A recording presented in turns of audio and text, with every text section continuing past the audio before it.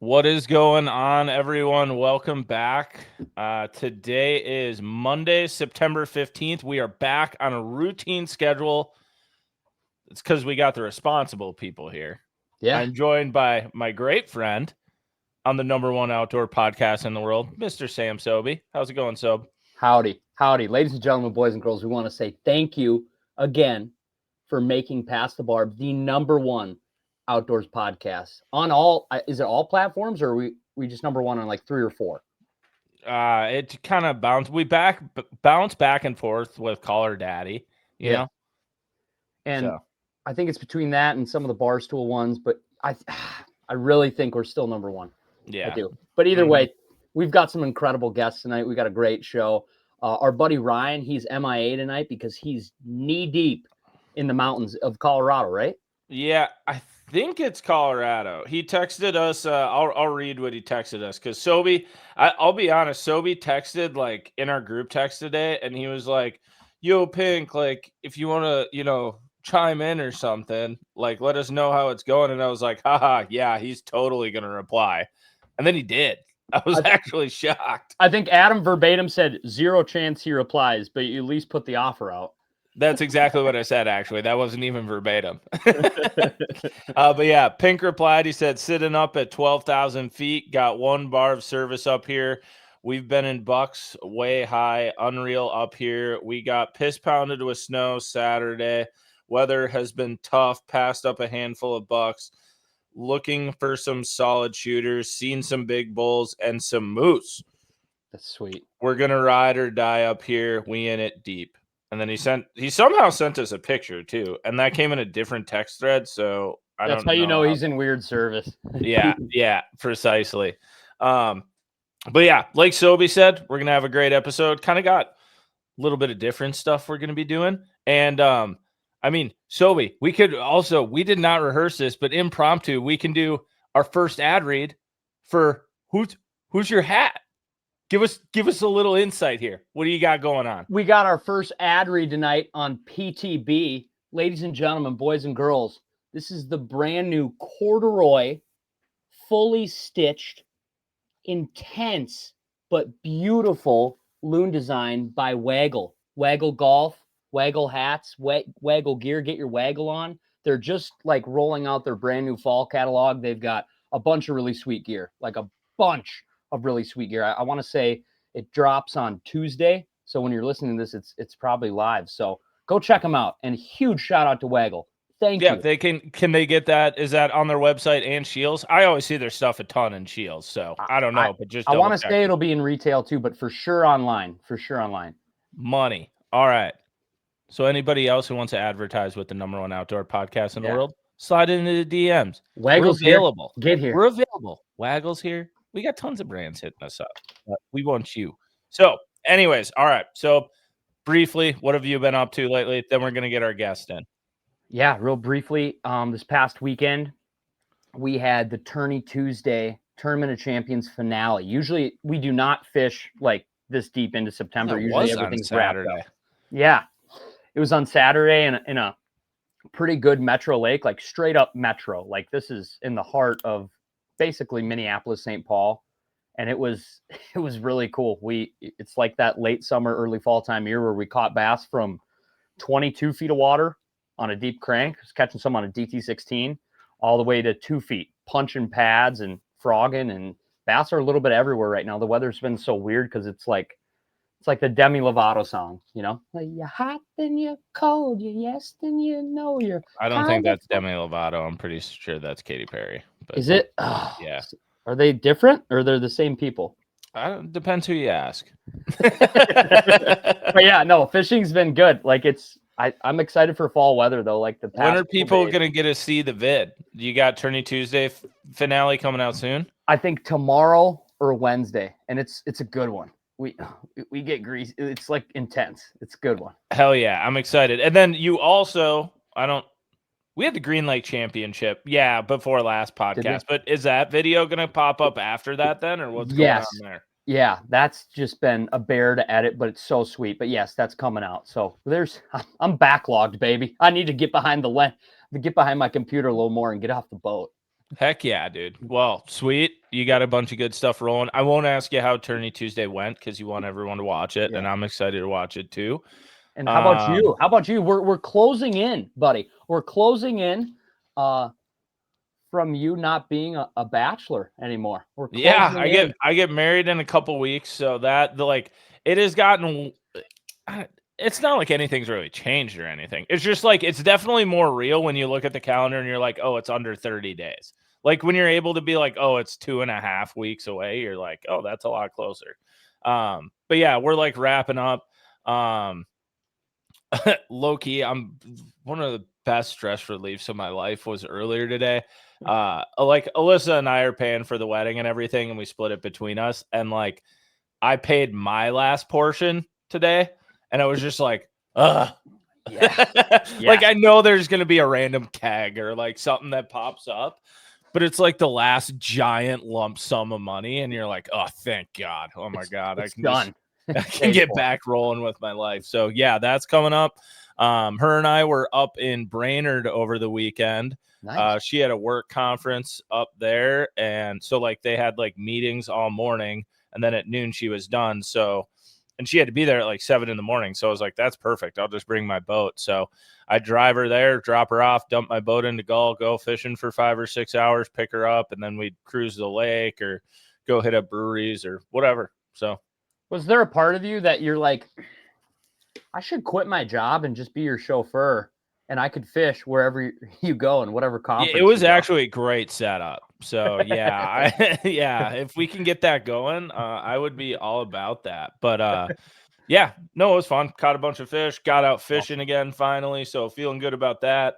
All the Champions Tour videos are starting to roll out. I should be finished. I mean, the second one from Lahamadou should be out by the time people are listening to this. I got to tidy it up tonight, basically. But Boots is helping me out big time. So shout out Boots. Well, he's up at his senior year of college. And yeah, we're getting all that stuff out. I leave on Wednesday for like a 5 or 6 day trip going fishing and filming, which I'm super pumped about. Kind of just kicking everything off. I think I'm going to do both, to be honest, but probably more brown. But yeah, a little bit of everything, but just excited to kind of, you know how it is. So like you do a summer where you do a bunch of client work or you just work, and then you kind of get back towards doing your own thing in the YouTube side. I'm very excited to just start doing that grind again. Like, it's give or take. It's got good and it's got bad, but the good part is like you're just going and doing your thing. And I'm excited about that. And there's like no better feeling than when you have office work or any computer work wrapped up, and then you're like fully committed. You're like, no, for this duration of time, I get to just be outside or fish or do anything but be inside and be on the computer. And like the free, like, dude, it's also the freedom of like storytelling with like the trips we go on or whatever, in the sense of like, when I'm filming tournaments, there's this, and like we'll talk about this with our next guest too. There's a storyline, and you got to tell the story, and it's kind of like fishing tournaments blast off. They have a midway point, they have an end. Like it's kind of the same thing all the time. Whereas when we kind of do our freedom with vlogging and documenting trips, like yes, there's a beginning and end to a trip, but everything in the middle, it's like, it doesn't matter if I don't catch fish for 2 days. I just got to figure out how to tell that story and then have something cool, or like, you know, there's so much freedom to it. Because that's what I was going to ask you next. Like, do you have an agenda or an exact concept you're trying to follow, or are you just going to keep the content really fluid and just capture it how it is? Yeah, I think I kind of have. I have a loose concept and loose idea, but more than anything, I think I'm just going to go show up and start like open. This is going to sound weird, but like open water ice fishing, almost, in the sense of like, I think of it in a way of I'm going to go lake hop a bunch. Like, and that's what I love about ice fishing, is especially early ice, is like you lake hop, you try new places, and then you just run into something. And I want to do that with a boat and a buddy in a new place. So yeah, just diving into a bunch of research. And I think we're going to do that. That's sick. That is sick. Yeah. So a lot of stuff on the horizon. We are rapidly heading into fall, but we actually have two great guests tonight.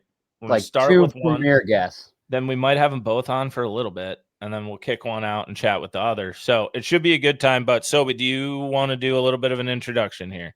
You got this one, buddy. You got this one. Drum roll it in. Drum roll it in. You've met this man in person. I have. I've met this man in person. I have worked with this man as well. Avid outdoorsman, avid angler. We will get into a bunch of his other credentials, but I think what people probably most notably know him for now is the voice behind Tour Level Gold, and that is Mr. Brett Carlson. How's it going, Brett? Good, guys. How are you guys doing? Doing Listen wonderful. to that. Listen to that audio. Listen to that voice in that audio. Were you born with a deep voice, or did it come later in life?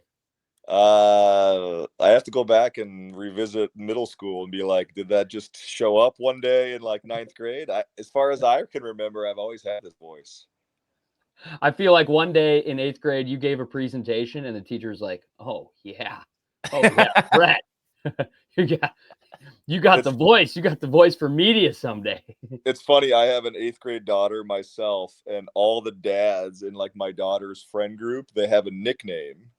And my nickname happens to be Booming Voice Brett.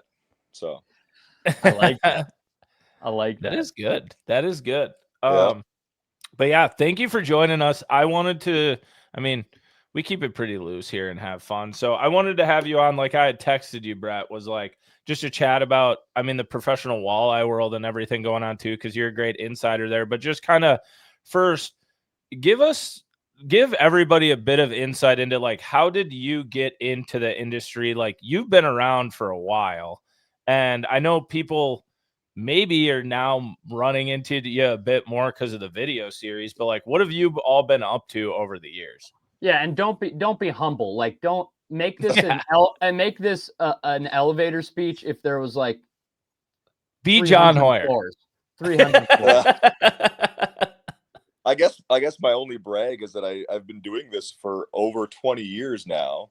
So I can remember graduating from journalism school at the University of Minnesota and kind of trying to figure out, like, am I going to do like the print side of things? And I always had an interest in the outdoors, always had an interest in sports. And I was actually interning for the city of Edina, kind of writing somewhat meaningless like traffic reports and like traffic columns. And it was totally fine work for a 22-year-old, but I actually had my boss at the time was like, you're big into fishing, aren't you? And I was like, yeah, why? She's like, well, there's a job posting for a place in downtown Minneapolis called FLW Outdoors. Oh. And I was like, really? There's a job opening at FLW Outdoors? So sure enough, I like threw my hat in the ring and kind of started a little bit half and half on the PR side and then half on the reporting side. And I was with FLW for, some of what we call like the glory years of tournament fishing, where I got to see Scott Suggs win $1 million. First time we ever gave $1 million to a bass fisherman, and like the tales of like the contracts that the pro fishermen had back then. And like that was the explosion where everything that FLW did, bass would kind of try and counter it. So it was an absolute blast to be a part of all of that. And then ever since then, I've kind of like morphed my role where I went from like reporter, and then I did like columnist back when we had magazines in fishing. You guys were so young. You're like, what's a magazine? No. I read magazines. Yeah, I probably still have some right here. Okay. You're making me feel a little better about myself. I heard earlier in the show you guys used the word low key, and I was like, oh man, I am low key too old to use the word. Wait, we're hybrids per se. You know what I mean? On the #1 Outdoors podcast, we had to learn this lingo to be able to just talk to folks of all walks of life. So please continue on. We are from the old and the new. We did have Buddy Jaron on. That was we had to relate to him somehow, and that, as you could imagine, is fairly difficult. So yeah. Well, here's how old I am. Like my very first week at FLW, I can remember Irwin Jacobs was like our owner, our chairman, and at the time, Irwin owned so many of the boat companies. But like the very first week I worked there, he sold Crestliner and Lund. And that was like gigantic industry news. So then like Ranger obviously became his flagship boat for for all the circuits, but then the RCL Walleye Tour kind of morphed into the FLW Walleye Tour. And then, of course, that is then since morphed into the National Walleye Tour. And I've continued to cover professional walleye fishing all the way through. And it's kind of funny. I've been on a few other podcasts. And the only reason people now know me is because they actually visually see me. Like, my name has always kind of just been in bylines writing the story. And to me, that's great because I don't want to be the star of the show. I want to tell the story of the world's best fishermen, because I will go to my grave saying that it is not a coincidence that the same fishermen year in and year out are on the top of the standings. Like, don't sit here and try and tell me that fishing is not a real sport when guys like Dewey and guys like Jacob Wheeler dominate in their respective species. Like, yeah. So to me, like, I have a duty to professional walleye fishing to kind of like carry the torch, so to speak. And now, as kind of walleye fishing undergoes this transformation, it's kind of been eye-opening to be a part of that, but this is all part of the ride. Yeah, that's awesome. Well, yeah, and I remember back in the day reading articles that you had like written and stuff, and then you've done so. Have you written articles for In Fisherman and stuff as well, just on the back end there? Yeah. Yep. And a lot of my work too is like ghostwriting. So I'll work for a lot of tackle companies. You just won't actually know that it was me that wrote that. So like, how, I suppose you kind of said how you got into that, but is it kind of like, say there's there's probably not that many people actually out there right now that are writers, but like, say if there was someone kind of getting into that, writing articles for like Bassmaster, FLW and stuff behind the scenes, do you just kind of stumble into that role these days, or like, is there like a job application process really? Or, you get what I mean? Like, is it just kind of a who you know game more than anything? I think it's the skill set matched with the who you know and like how you can branch your network. I used to always tell myself there's a lot of writers out there that are better at this than I am. And on the other hand, there's a lot of fishermen that are way more talented than I am. But I kind of tried to position myself as there's nobody that writes as well as I do and has the fishing knowledge that I do together. That was kind of like my competitive advantage, is that, yeah, I speak the language. I can't skip a jig like Brian Thrift or Andy Montgomery, but I know exactly what he's talking about. Likewise, I also know every grammar rule and every AP style rule that 99% of fishermen don't know. So that was kind of how I found my niche, I think, in this sport. Yeah, that's super cool. I've always been intrigued about that. Sobi, you got anything about that in particular? Yeah, I think it's interesting and cool, and especially like Adam, you could probably relate to this because Adam was really big into writing and communications, and for a while I thought you were going to go into journalism, and I'm interested in knowing, like, has there been any young folks that have reached out to you now that want to shadow you, or I don't know, like be your protege? Like, is there interest in filling your position from young people that are in school right now? Yeah, and there is some of that, and I've worked with some of our local bass clubs around kind of where I live. I live in like the Victoria area, and I've talked with some young fishermen that kind of are like, well, I don't know if I want to be like a professional fisherman, but I kind of want to work in the industry, and what does that look like? Sure. I'm sure you guys know who Shea Baker is. I can remember in my last few years covering the FLW tour, like Rob Newell was kind of my mentor. I don't know if you guys are familiar with Rob's work. Yeah. But Rob kind of like brought me under his wing and was like, yeah, you actually have 2 cents about you. I'm going to kind of help you through this. And then I kind of feel like Rob and I together kind of worked with Shea and kind of helped mold him to where he's at. So yeah, it is kind of and a little bit, I'll be honest, there's a little bit of apprehension about so much of the written word is kind of, I don't want to say going away, but it's changing, where I'm curious if storytelling will still have a place like 10 years from now. So like, now I don't want to like discourage people from trying this, but at the same time, like, as you guys know, media is changing so much. So yeah, for sure. It'll be interesting to see how that transforms, because even though, just for me though, like, I still love going on and reading an article that's published, or like there's something about a written story that like verbally it just cannot be done. And it's the same way reversed, right? There's certain videos that are just so much better than no matter what you could write it out to be.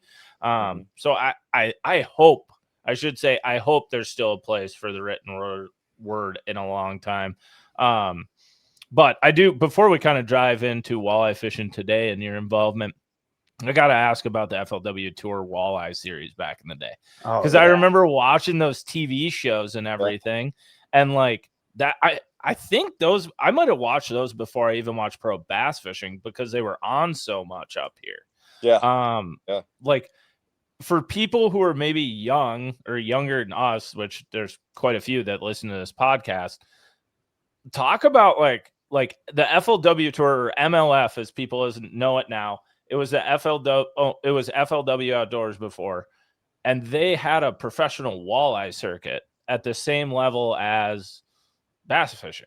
Kind of. Like, you want to dive into that a little bit, Brett? Yeah, I mean, it was like I think about years like 2005 to probably 2010 was what I would call like the absolute peak of professional walleye fishing. I can remember we had like indoor venues, kind of like the Classic, where we'd go to like Bismarck, North Dakota, and like the Bismarck Mandan Convention Center would be, I don't want to say sold out because we didn't like sell tickets, but it was mostly packed with like, you know, going crazy fans. We had like the full setup with all this, with all like the boats around the weigh-in stage, and like the most like, man, that was crazy moment. The most aha moment was like, I can remember one time Scott Aller, I don't know if you guys know that name. He's a river rat down in like the Red Wing Welch area. He took second and he cleared $70,000 cash. And I was like, we just gave the guy, not the guy that won, we just gave the guy that took second $70K. And it was no like boat certificates or anything like that. It was just $70K of straight cash. And that was for second place. And I'm like, man, walleye fishing's come a long way. That was like my aha moment. Well, and so who are the stars then? That would have been your Keith Cavaillez, the Parsons, Tommy Scarless, right? And you're missing like Tom Keenan.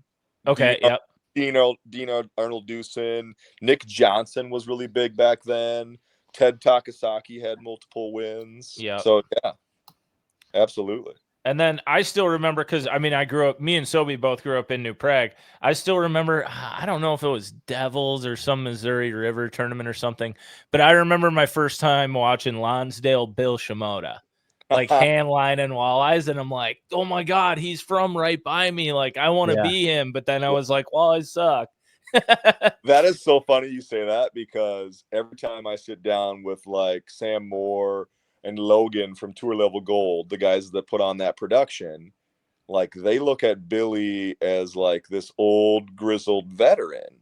And like, I guess he is like now, but like in my mind, Billy is still kind of like the young buck. He won like the FLW Walleye League Championship, and he won a tour event on Leech Lake, and they just kind of look at Billy as not like insulting, but like Billy's just kind of like consistent. He just like gets his points and qualifies for championships. And I'm like, wait a minute, time out. At one time, Billy was John Hoyer. Like Billy was, he was ruthless. He would win tournaments. Like he was always a threat to win.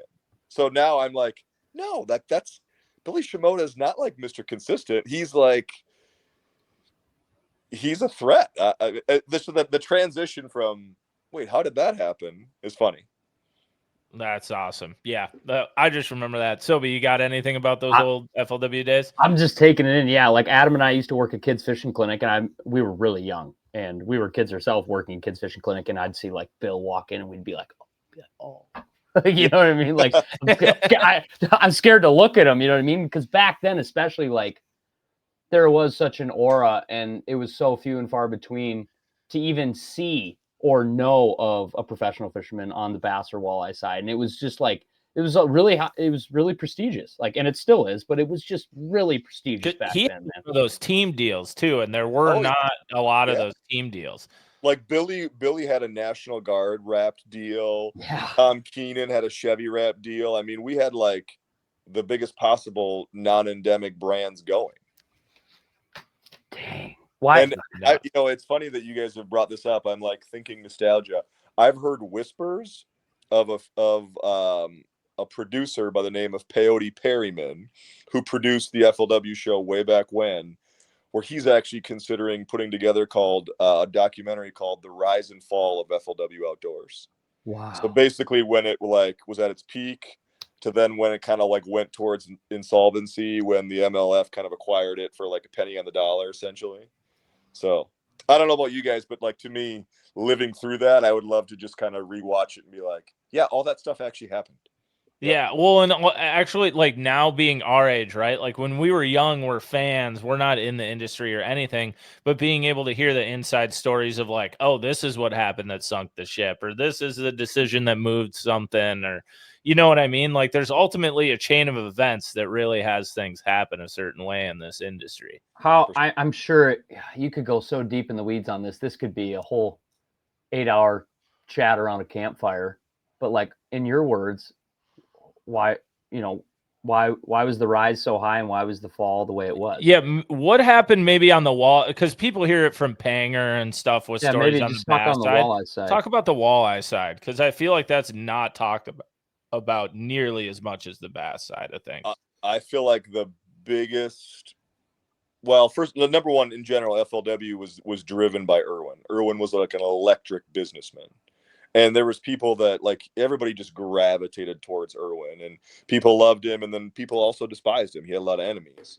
But specific to the walleye side, there was a year where they, and I think this was coming from like sponsor pressure, where they tried a East Division and a West Division. Like we're going to have an FLW East and an FLW West, and that's going to encourage all kinds of new anglers that you can just fish, 4 tournaments in your neck of the woods, but you can still compete in the highest level. And then those guys go to the championship, and it was a complete and epic failure because it didn't attract anybody that was new.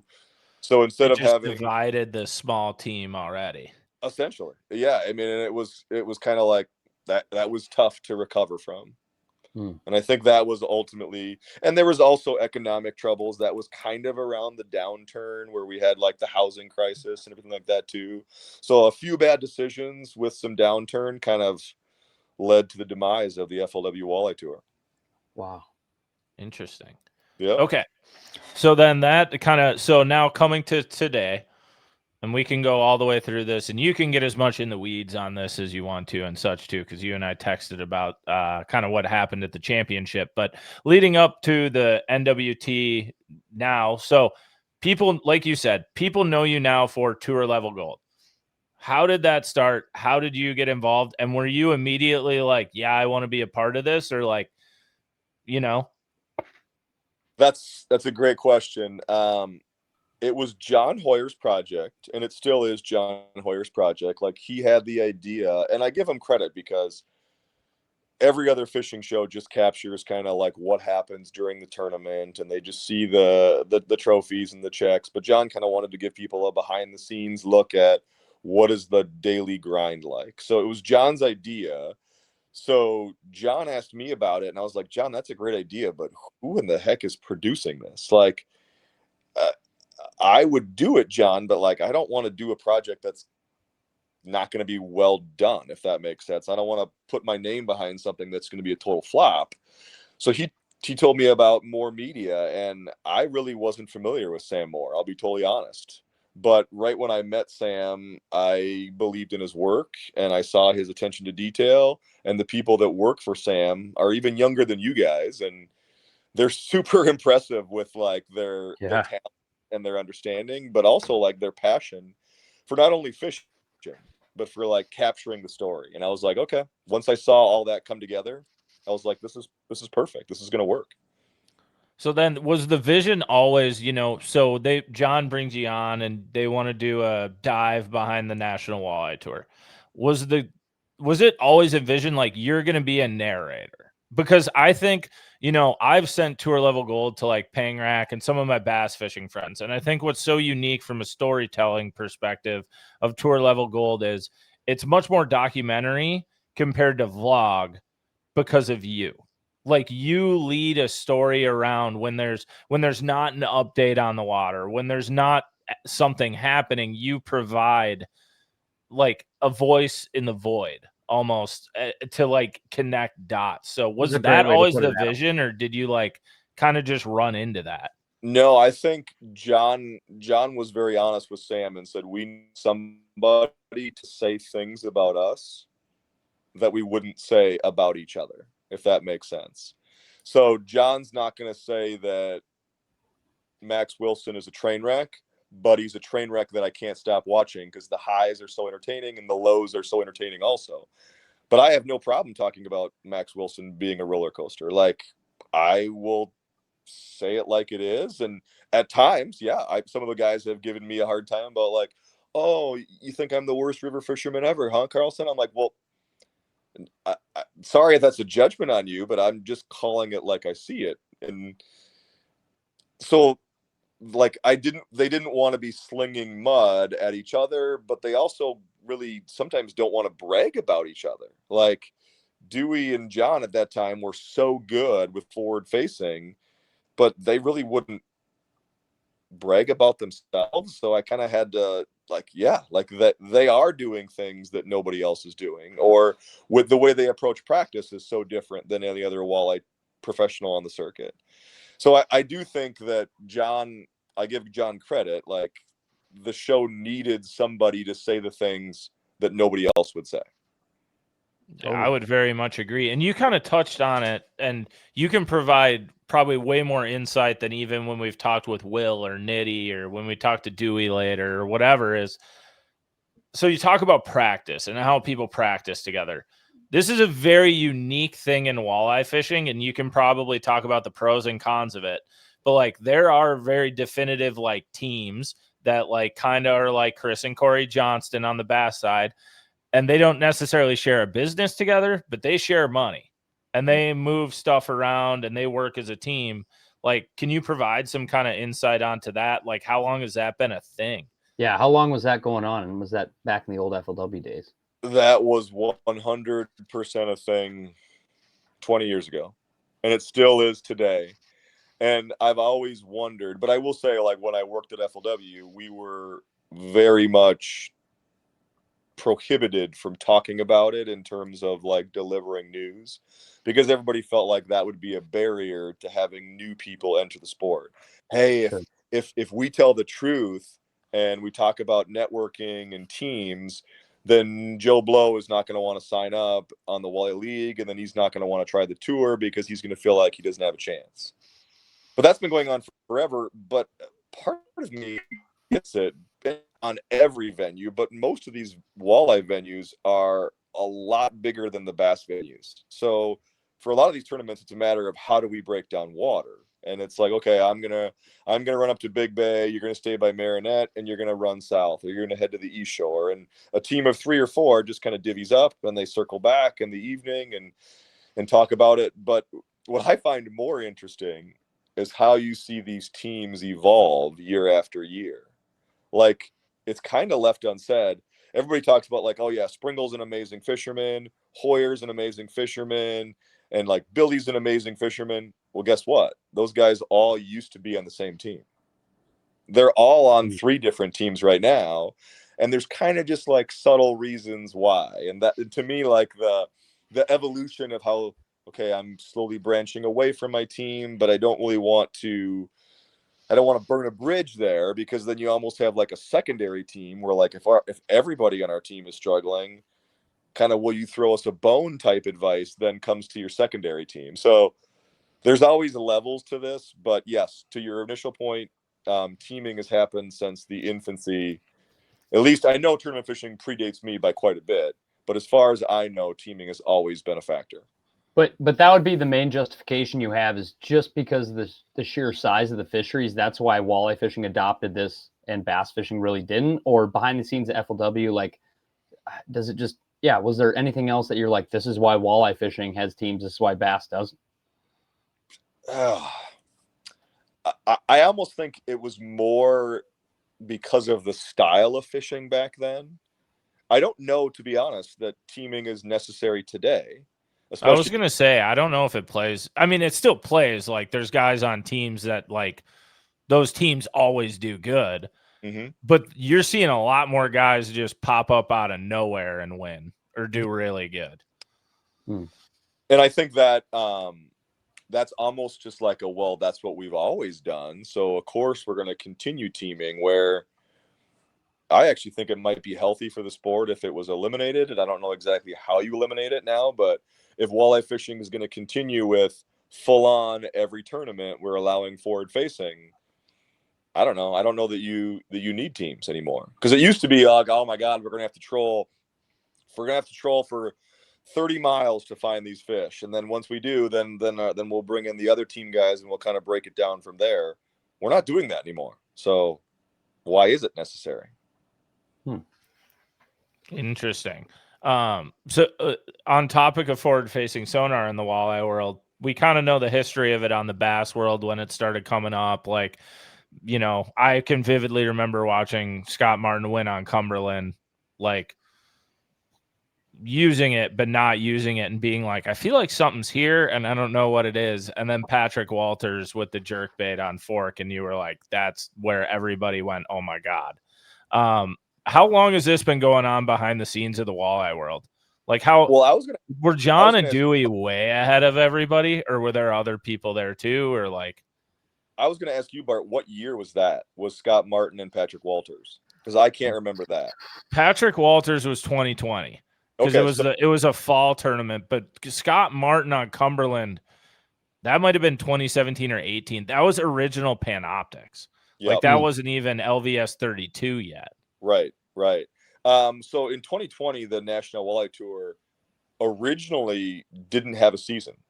Like it was a delay. We're not going to have it when COVID first popped. And then, like, as summer kind of went on and the world kind of adjusted, they did create a schedule, and it was like a full 4 qualifier plus championship schedule, but everything happened super late. So I feel like that was like the time where the handful of guys that got good. Well, what else am I going to do right now? It's like April, May, June, and I haven't fished a tournament. And that, of course, was John Dewey, but it was also Tom Wynn. Like, Tom Wynn was maybe first, but I would say John was right there with him. And then Dewey didn't actually fish a full season. And we can ask him this in a little bit. I'm pretty sure it was 2022 that was Dewey's first full year. Like, he was more of a jackpotter in the Dakotas. I'm thinking I'm pretty good, because Dewey's previous career was as an electrical lineman. So he was kind of like leaving a pretty fairly successful career where, like, okay, I've got a guaranteed paycheck and I can still jackpot some. And then he jumped in with the skills already in place to dominate with forward facing. Yeah, he was, I mean, it's different age group, but like his success immediately is that of, like, people are like, we've never seen anything like Trey McKinney, Duey Hjelm. Yeah. On the walleye side. Like, a different age, but very similar, just dominate immediately. And I like to kind of remind people that Dewey won a National Walleye Tour event way before forward facing in 2017 as a troller and a jackpotter. Like, some of the information that John and Billy and Corey Sprinkle back then, it was John, Billy, Corey Sprinkle, and Dusty. Like, their Dakota knowledge guy was Dewey. If that makes sense. You know, a lot of the guys have, well, I got some local sources or some in certain regions. Well, that was Dewey for them. And then, of course, he became a full-on partner. Gotcha. Okay. So then heading into kind of, I guess, tour level gold starts up, and I mean, it ignites fast. Like, I remember watching it and it's blowing up and I'm like, oh my God, this is so good.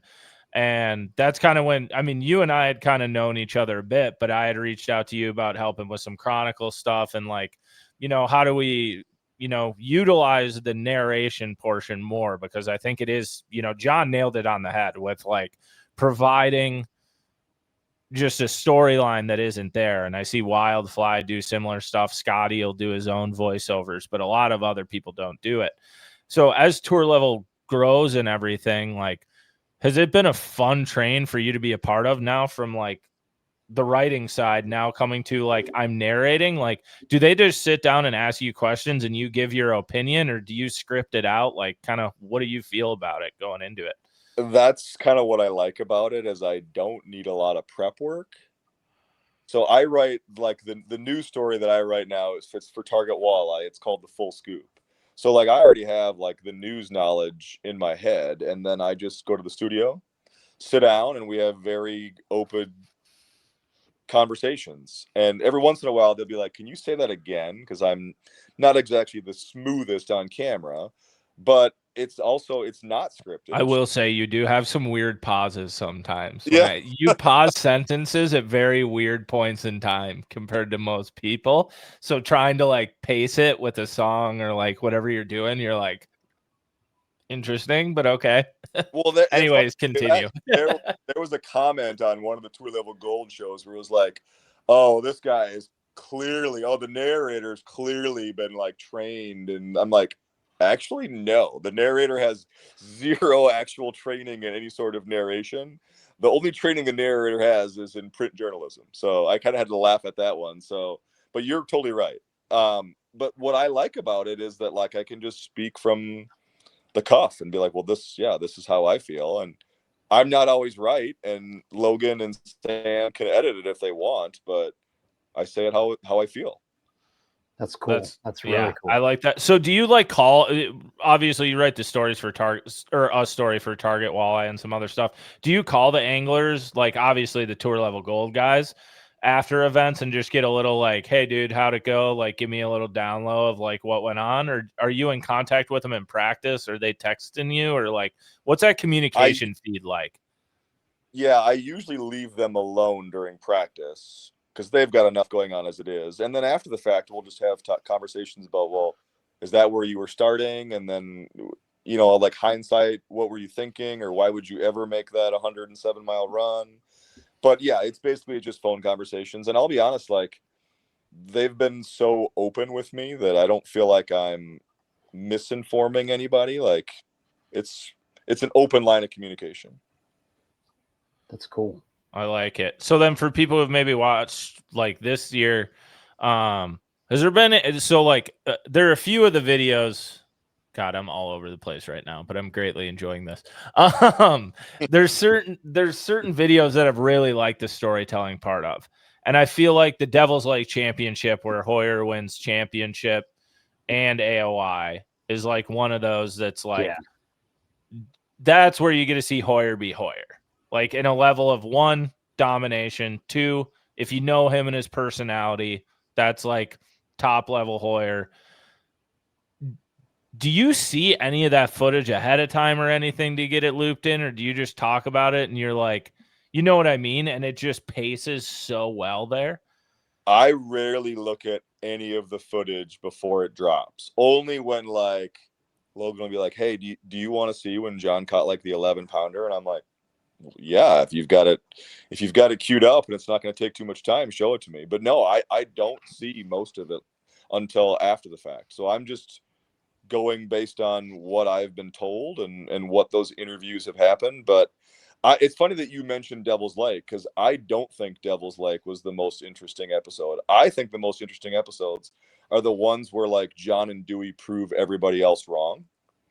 Like to me, I have for probably 10 years in a row, when I write stories about Lake Erie, I always say, this is the year that casting's going to win on Lake Erie, right? This is the year. And every year everyone's like, no, Carlson, no, you just don't get it. Like, no, what are you talking about, Carlson? You have no idea what you're talking about. Like, you haven't walleye fished Erie very much. Like, it's impossible to win a tournament casting on Erie. Well, sure enough, like 2 years ago, it happened. And then it happened again at the championship. No, it's happened at the championship. And then it happened again at a regular season tournament on the Western Basin. And it was like we knew that was coming, but like you needed somebody with the train of thought to be like, yeah, this can be done. I can do this. So to see it actually come to fruition and to see guys like John and Dewey being willing to take those kind of risks, that's what's fun about it. Yeah. Mm-hmm. I loved, I was a big fan of the lacrosse episode this year, and it also leads to Is there any weird like feedback or stuff you get on some of the episodes? Because like you and I texted about kind of the unwritten rules or the written rules of tournaments, and you could maybe give our audience a good idea of this if they haven't watched the video. But getting beat to a spot in a 2-day tournament or that situation with Hoyer, I thought it was that. I feel like that was the most. Man, every tournament organization dances around that stuff so much, and the only thing you ever see is a GoPro clip. Mm-hmm. And this was like the first I thought I'd ever seen in a pro walleye or bass world just show the whole interaction, the people pissed, and then also there's you narrating it. So like it is a very deep dive into that situation. So you want to kind of walk through that and maybe how that was? I'll first say like the overall feedback that I've gotten from like fans and anglers has been super positive. So I'm thankful for that. And I always joke with like my friends, whenever I'm like up north or like out of the suburbs, the Twin Cities areas, then like people will stop and be like, "Hey, are you the tour level gold guy?" So like I'm always like, "Oh, apparently I'm up north famous." But anytime I'm like in the cities, no, nobody ever says anything. But I'll be honest, I was nervous, and I don't get nervous very often because I've done it forever. I had to interview Jake Coffey, the Candyman, this past weekend because Jake took third at the championship, and I was like, man, I don't know how Jake's gonna feel if Jake's real excited to talk to me, because I had to lay out that whole encounter with him and John, and I thought I did an accurate job. Like, it all comes down to intent. Like, clearly John was there on day one. Jake was in the general area, but not in the exact spot that John was. Day two, Jake goes exactly there because the boats flip. Jake gets there first, and John's upset. And what I tried to explain to everybody is it all comes down to intent. Like, if Jake practiced in that area and wanted to get to that area, then I believe that he has every right to go to that area on day two.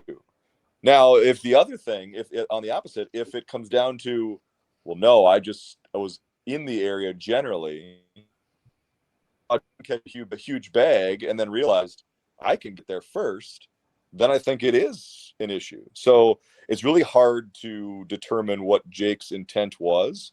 And of course, when I talked to him, he was very candid, and he was not upset with me. And in fact, he was actually very grateful, because I think at first people assumed that like he was the bad guy. And the more they watched it, the more it was kind of like a 50-50 split where they're like, yeah, I don't know if John's in the right here, or I don't know if Jake's in the right here, but it's always been a factor on river fishing. Like, I can remember, 15 years ago when Jason Shakurat won a Red Wing tournament on Katrina, and that was essentially a boat race tournament. And nothing away from Jason. Like, we all can see that he's a stick and his son's a stick on the bass side, but those river events are boat race tournaments.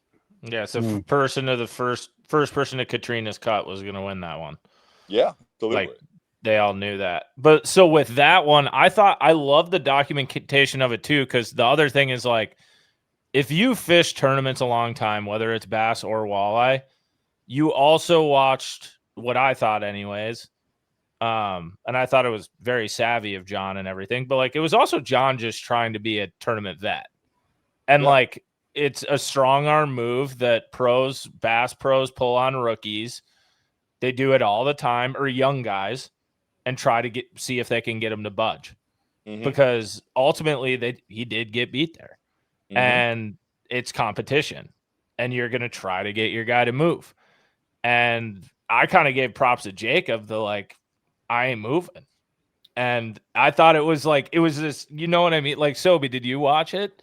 No, I haven't seen this yet. Now I'm really pumped to watch it. God, yeah, no. Jake beat it. Yeah, went to where Hoyer was on day two, and Hoyer was not happy. and it was kind of like, you could see John was kind of towing the line of, well, I'm kind of one of the premier faces of tournament walleye fishing. How much of a dick can I be? Versus, and also I have a documentary getting filmed right now, and they're gonna put it in there. Yeah. Yeah. So it was all around. It was like, and I didn't know what was going to happen with whoever 2-level gold guys, but I knew those types of river situations happen at every tournament. So like I was fully prepared for that. The part that had happened with John was really interesting. But what I was mad, and I got on Logan, and I even got on with John, JJ DeBernardi was in that same area. JJ won the tournament. Did you see JJ at all in that episode? No, and I thought DeMarchi had, because Adam DeMarchi films that too. He's one of the other camera guys. And he told me, he was like, yeah, JJ was right next to Hoyer. And I was like, how the hell did I never see that? How like, did that? I thought JJ was all by himself. Like, so all those compliments I just gave Sam and Logan, I take them all back. They're actually doing terrible, horrible, no good, very bad job. They left out JJ. That's great. Okay, no. Anyways, now getting to where we are now in the walleye world. So, Sobi's probably not super up to date on this, but I will give my brief description of what I know.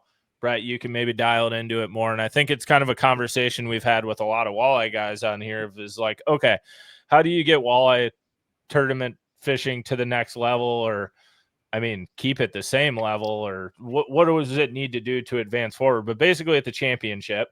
The way I understood it as a viewer was day one happened on Green Bay, which also I think everyone slightly questioned. Why is there a championship on a massive body of water that you can have a regular season event at? That doesn't make much sense to me. 2, why are we having a championship without a blow day accounted for on a massive body of water? And then, so after day one, there was a blow day. Shocking. And it was not planned for. So then for the 3-day championship on day 3, normally like at a Bassmaster Open or an Elite Series or, whatever it would be for that day, they would send the whole field. The NWT decided to send the top 10. And the caveat to that, Sobi, which did you see this or not? Yeah, I followed it a little bit. Yeah. Okay. So then the caveat. Well, I saw everybody's stories and Instagram stories, and then I did some research, and I'm like, this is weird. Yeah. The caveat then to it is that they sent the top 10. However, 10th and 11th were tied with the same weight. So they basically just picked a guy, which there must have been a tiebreaker of some sort, but I don't know what it is based off of one day of fishing and you have the same weight. And they sent him and not the other. And I was like, what on earth is going on? And also it exploded all over social media and everything, which is bound to happen. And my only thought was like, yeah, I texted you, Brett, and I wanted to talk. This is, part of the reason we wanted to talk to you about the history of walleye fishing and how we go is in a time when tour level gold is doing so much good stuff and helping the National Walleye Tour. How do they repeatedly keep just shooting themselves in the foot and doing stupid stuff like this? And maybe you have more of an insight on it than I do, but I was baffled when I saw that and what happened. Yeah, I think Bart has a future as a tournament director. What do you guys think? I think so too. Yeah. Oh, No. I will back up and say that it to me the most frustrating part, and this is my Minnesota showing, is that why don't we have these championships on inland lakes? When you only have 40 boats going, how many different cool inland lakes could you go to? But instead, we choose a Great Lake. So that's actually probably my biggest frustration. I will defend the National Walleye Tour in that they told everybody that this was probably going to happen ahead of time. So like there shouldn't have been any surprise. Is it disappointing that they didn't incorporate a blow day into their permit? Yeah, that's super annoying and frustrating, but people were aware of it. And there was even a process in the rules. I think it was Angler of the Year standing was like the tiebreaker. I'm pretty sure that's what it was. So there was clarity there. But I want to go way back. Like the best walleye tournament director that I ever worked with was the late Sonny Reynolds. And he was amazing. But even Sonny Reynolds got flack. Like tournament directors get flack. So I think it's a combination of negative news spreads. And yeah, there was some poor planning for this event. But why didn't they just send everybody? Like why would they not send everybody? I think the backstory is it's about the television show. which I think is a really poor example. Like, they want to make it seem more like the final weigh-in is just the top 10, and they think it's going to be more of like Bassmaster Classic type extravaganza, if that makes sense. Which I don't like. You kind of have to know who you are. That's not who the National Walleye Tour is. Sending 40 is not really going to make it less of a production versus sending. You know what I mean? Yeah. I don't know. That is no doubt frustrating. Especially when there's so many more eyes on it now. Like, sending those extra people, just like, I was tuning, like we've talked about with other walleye guys. I look at walleye tournament results now. I watch what's going on. I never did 4 years ago. I had no interest in it at all. Yep. Hell, we have a podcast now and we have more walleye guys on than we do bass guys because it's interesting up here and in this area, and there's never coverage of it. Yep. So I don't really get that, but I mean, so with the future of pro walleye fishing and everything is like, and I mean, we talked with Owen a bit about the schedule next year. Like, where are things going with the NWT from what you can see? And like, is it good? Is it stagnant? What do you think needs to happen in the pro walleye world with what's going on? Oh, that's a really good question. And part of me says, if there was ever a time for like a new circuit to kind of develop, kind of like the, Major League Fishing had when they first launched, this would be a good time. But I also don't want to like discredit the National Walleye Tour. Like, we need a top level circuit, so I don't want to like write them off that they're not the answer. But I do think they need some sort of advisory board. They need well-established pros from like 10 different camps to be like, hey, let's go through this rule book like with a fine-tooth comb, and let's get all these gray areas completely ironed out. And like, to give them credit, there was a lot of controversy in previous years about the concept of like sharing bags, where like you could hand one rod off to the other guy. Is like team fishing allowed? Is that my fish? Is that not my fish? They provided some clarity this year. So things like that, like, we're in the right step, but there has to be like an advisory board where you have just one person from John's camp, one person from Hunter's camp, one person from like Will's camp, and just so you have like a dabbling of young guns, veteran sticks, the Parsons, like, yeah, absolutely, stuff like that. Yeah. Chase is on that, or maybe Corey's on that, but like one from each team. And then Mark Court serves on one because he's got a different group. And then Corey Heiser is on one and he's in a different group. But like, there needs to be someone without like a balance of interest has to be there. So it can't just be like one team tells Jeff what to do. It's like, no, this is a real committee. We all have different interests, but we agree this is what's best for professional walleye fishing. And I guess, so my question here would be, this is devil's advocate to that idea, right? And this is just from having been part of like, say, and it's just regional Minnesota stuff, but just seeing places where, so advisory boards, I think, are good in concept, but then the moment you create them, it feels like the ultimate decision maker, then one, they have something to fall back on and blame, or two, I feel like sometimes anglers, they're always fighting for their next paycheck or like what's in their best interest, not necessarily what's the best for the business or the tour.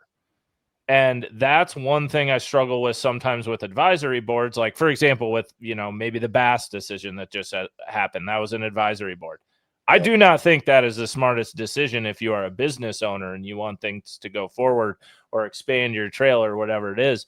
I don't know if that was necessarily the best decision, but that would be something I would maybe be scared of with an advisory board, is just that. However, I think in the walleye side, it might be good just because like there just needs to be some sort of fresh views of ideas or just like rules, implementations and stuff like that, I think. But I'll counter your point with, for the longest time, and this even goes back to like FLW RCL days, almost all the tournament directors or like the guys administering the tournaments came from a bass background. So like we needed walleye voices to almost educate the tournament directors. And it's the same thing with the National Walleye Tour. Like they're kind of federation backed, and like their owners are basically bass fishermen at heart. And I bass fish, I love to bass fish, but there's a complete and total different like set of rules, and like even a different culture about it. Like if you talk about like team fishing and like handing the rod off, and talking about like three-way rigs, and like, oh, like does that break a rule for the number of lines? A lot of these or live bait in general. Like, what were you gonna say, Sobi? Sorry, I didn't hear you. And just like live bait in general, like the whole like that whole concept. Like, so I kind of just feel like because the people administering the tournaments don't understand the sport, that's why it's needed, if that makes sense.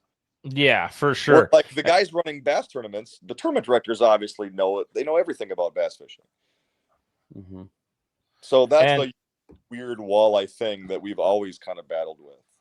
Yeah, for sure. And well, and I just think there's more director that I can remember that actually had a walleye background. Do you guys know the name Mark Dorn? I do not. Mark Dorn used to run the professional walleye, the professional walleye trail. Then he came over and worked with FLW, but he had some like in fisherman roots, and he lived in Brainerd for most of his working life. But besides Mark Dorn, every walleye tournament director actually came from bass fishing first, which kind of bothered me. That's fair. I was kind of digressing there. Yeah. Sorry.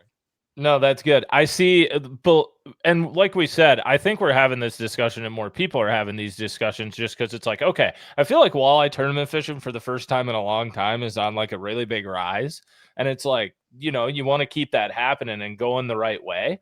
So like, I guess a couple other questions from like my bass side, just curious on the walleye side, learning more, and you've seen this all.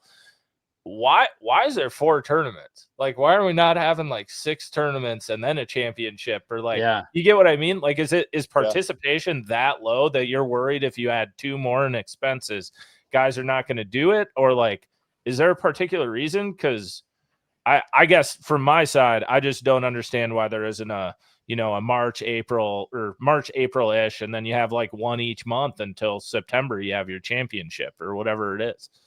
I think most of it is actually, well, you have a much more condensed like with, right? Like the summer months.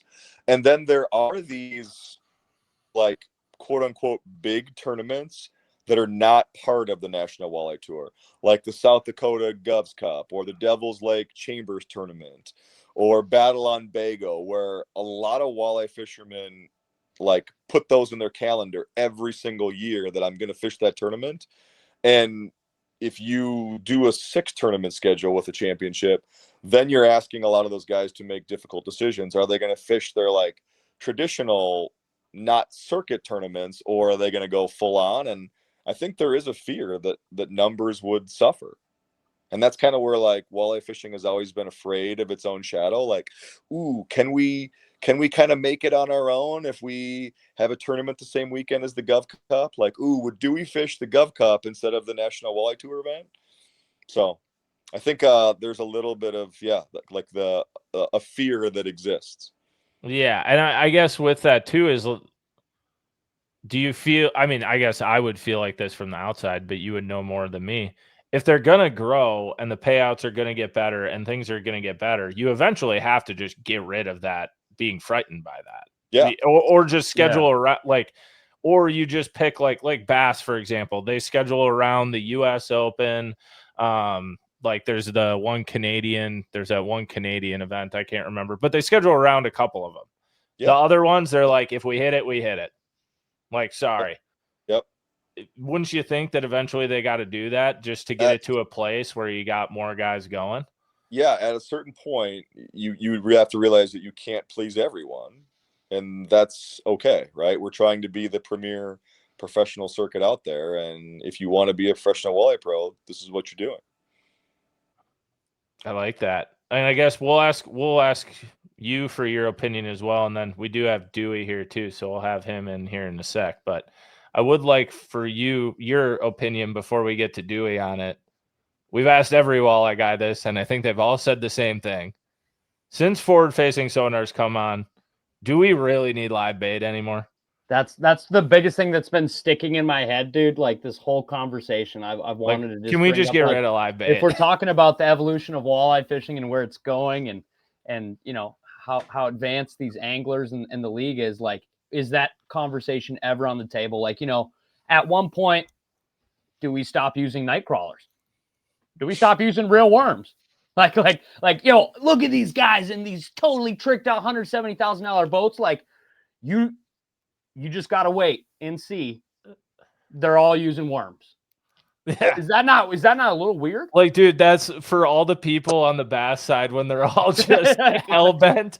They're all hell bent on forward facing sonars ruining bass fishing. I'm like, you guys are lucky you don't watch walleye fishing. Forward facing sonar ain't the problem. Like, dude, they all have a night crawler and a varying level of 4 different size jig heads. Can you imagine a couple 8 or 9 year olds on the shore with a bobber and a hook, and they can't imagine possibly going fishing if they forgot their worms? And then you picture a full field of NWT anglers going like, oh, like they would turn around if it wasn't in the boat, right? Like, come on. Isn't that a little weird? You guys are 100% spot on. And this is a conversation that we had way before forward-facing sonar. Like, I begged and begged and begged FLW to have one tournament a year that was artificial only. And because I just believe, like, and I had conversations with Al Linder about this, like, that's where innovation is born. When you force guys to figure it out, like, that's when you find out, like, the jigging wrap is actually, oh my gosh, it's not just an ice fishing bait, it's a unbelievable walleye bait. Like, that's the kind of stuff that, and it doesn't just like breeds innovation, it also accelerates innovation. I was the guy that got to cover the news story, the tournament on Lake Gunnersville, that the Alabama rig, when Paul Elias pulled that out for the first time. And it was kind of like, and that became controversial too, right? But at the time it was like, are you kidding me? You're throwing a whole chandelier of swim baits at one time. But it was so cool, and it like captivated the whole industry. Anytime like you have that new bait that like captures the whole industry, that's like the best part of the sport, right? Yeah, and not just on the angling side or the industry side, but like the viewer standpoint, like to the viewer, like when you see somebody pull a new trick out of the hat, that's like, to your point, Brett, of like your favorite tournaments for tour level gold is when like Dewey or John have done something that people have never seen. From my viewpoint, I started watching walleye tournaments when all of a sudden I saw Hoyer one with the champ swimmer snapping it. Artificial lures. I was like, wait, what? He beat live bait? I want to see this. Ripping that swim bait through like a maniac. Yeah, I was like, okay, this has got my attention. And this is, you know, we talked with Owen about this too. And I think it's a thing. If you take away live bait, I think it's just one, the forward-facing sonar guys, they're going to figure out how to shake a minnow, or a new worm's going to come out, or whatever it is, a glide bait. Like, there's so many different things that can get developed, and it'll help the tackle industry and the walleye industry in general excel. But like I said to Owen too, all those guys who were like, we need to limit transducers or whatever it is. Dude, if you eliminate live bait, I legitimately believe trolling's going to play again more. Yeah. Yeah. Because you cannot be as efficient. Mm-hmm. I think the elimination of live bait also motivates businesses to jump into the walleye world too. Like, more R&D goes into it, knowing that if we get this right, like, we can be the next big thing. We can be what Brian Thrift and the chatterbait was 20 years ago. Like that, like there's huge economic benefits to being first to market with the bait, right? And walleye fishing needs companies to jump in and invest, and that would allow them and motivate them to do that. Beautiful. I love that. All right, so you got anything else for Brett specifically, or should we bring Dewey in to hang out with Brett for a second too before we let Brett go? Bring him in. Brett, could you intro our next guest? Could you intro him? A guest introing a guest? I know it's a little unorthodox, but just give her the onions. We have the 2-time Angler of the Year, Duey Hjelm, coming off maybe one of the most consistent national walleye tour years of all time. Like, all the headlines go to Tom Wynn for winning back-to-back championships. But if you want to find the most consistent walleye angler on the planet, that would be South Dakota's finest, Duey Hjelm. We got her. Round of applause. Round of applause. Great intro. And I'm excited for a great guest. Dang. Thank you, Brett. And thank you, Dewey. Yeah, thank you. I'm glad Brett got my name right. It only took me a few years, right? It only took a couple of years. I heard he was saying it wrong on purpose, like for a long time. I don't know. That's just what I heard. Like, yeah, it's a rumor. Sobi, you'll appreciate this. I do wish, and we'll dive into it in a sec, Dewey, but I do wish we had Ryan here, because Dewey might be the only person with more bone behind him in his background than Pink does when he's in his basement doing these, because he's got all the elk and everything behind him normally, but I think Dewey's giving him a run for his money. I was just going to say that. I was like, oh, Dewey's shop / man garage / death dungeon is incredibly impressive. I love it. They're not all mine. They're not all mine. Some of them are mine, but I'll show you here. But the ones with the bow ties are the ones that I shot, and then the ones with tiaras are the ones that Valerie shot. She's got some over there. Oh my God! But we had our wedding rehearsal party here. I don't remember, a couple years ago now, and we still haven't taken them off. So I love it. That's great. I love that. All right, so Dewey, we'll dive into a bunch of different stuff with you, but before we let Brett go, I feel like this was a great conversation we were having. Dewey, what do you think about live bait and walleye fishing? Should we get rid of it, or are you going to battle for it? No, I think we need to get rid of it. It's time. Hell yeah! It was an easy sell right there. Yeah, just boom, right there. The only time, I mean, it sucks, but like when we go to the Mississippi, like the willow cats are like the staple. You can obviously catch them on a lot of other things as far as like crankbaits and whatnot, but yeah, what bait company out there as far as live bait is doing anything for the industry? Like none of them. There's no Nightcrawler sponsoring anybody, any tournament. That's weird. Yeah. That's weird. Maybe we should make a Nightcrawler farm, so maybe that's our retirement plan. Oh my gosh. We'll just sponsor all the, yeah. We cut should this cut from this the pod, out. dude. Don't put this out there publicly.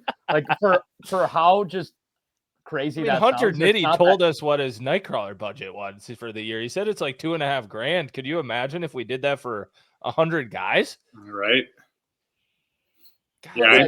Everything, full disclosure, if we do go, if live bait is totally eliminated, I know a certain fisherman who lives in Pierre, South Dakota, that would probably benefit greatly if that rule actually took place.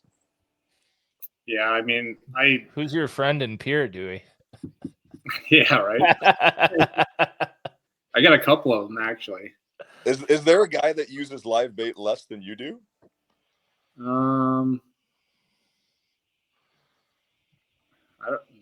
don't know. I mean, I have buddies like John and Tyson and Josh and Chris. I mean, I have a lot of buddies. Like, we can catch them on artificials, and don't get me wrong. There's like times and places where if you can use night crawlers, I mean, you're definitely at an advantage. But it's not helping out anybody as far as in the fishing industry to be using night crawlers. I think with all the advancements with forward facing, all the arguments, whatever you want to say about it. I think if we're going to get rid of anything, if we are, I think live bait should be the first one. Yeah, I would agree there. And I'm curious too, Brett. So from your side covering this forever and Dewey fishing it, I'm curious on this to hear both of your replies here. The Opens got rid of co-anglers a long time ago. And I know it's way different in the walleye world with limits and all that sort of stuff. But like, is co-angling like a thing that needs to stay consistent in walleye fishing? Like, I'm not saying it should go away or anything. I'm genuinely curious from like, Dewey, you fish it, Brett, you've covered it forever. What is the importance of co-anglers in walleye fishing compared to what people have seen in the bass world? I think the co-angler role has actually shifted quite a bit. Like, I used to think the co-angling experience was absolutely awesome, because you could literally sign up for like the price of a guide or even less. You could fish with a guy like John or Dewey, and that pro would be like invested in you. Like the pro would like teach you cadence. The pro would give you all these tricks because the pro needed you, because you would share that combined weight. Like that is so different than the bass side, where the bass guy's like, please don't catch my fish. Please don't cast there. Please stay away from me. Like the walleye guys would do everything possible. And like the walleye pros who were good at educating their co-anglers would benefit from it.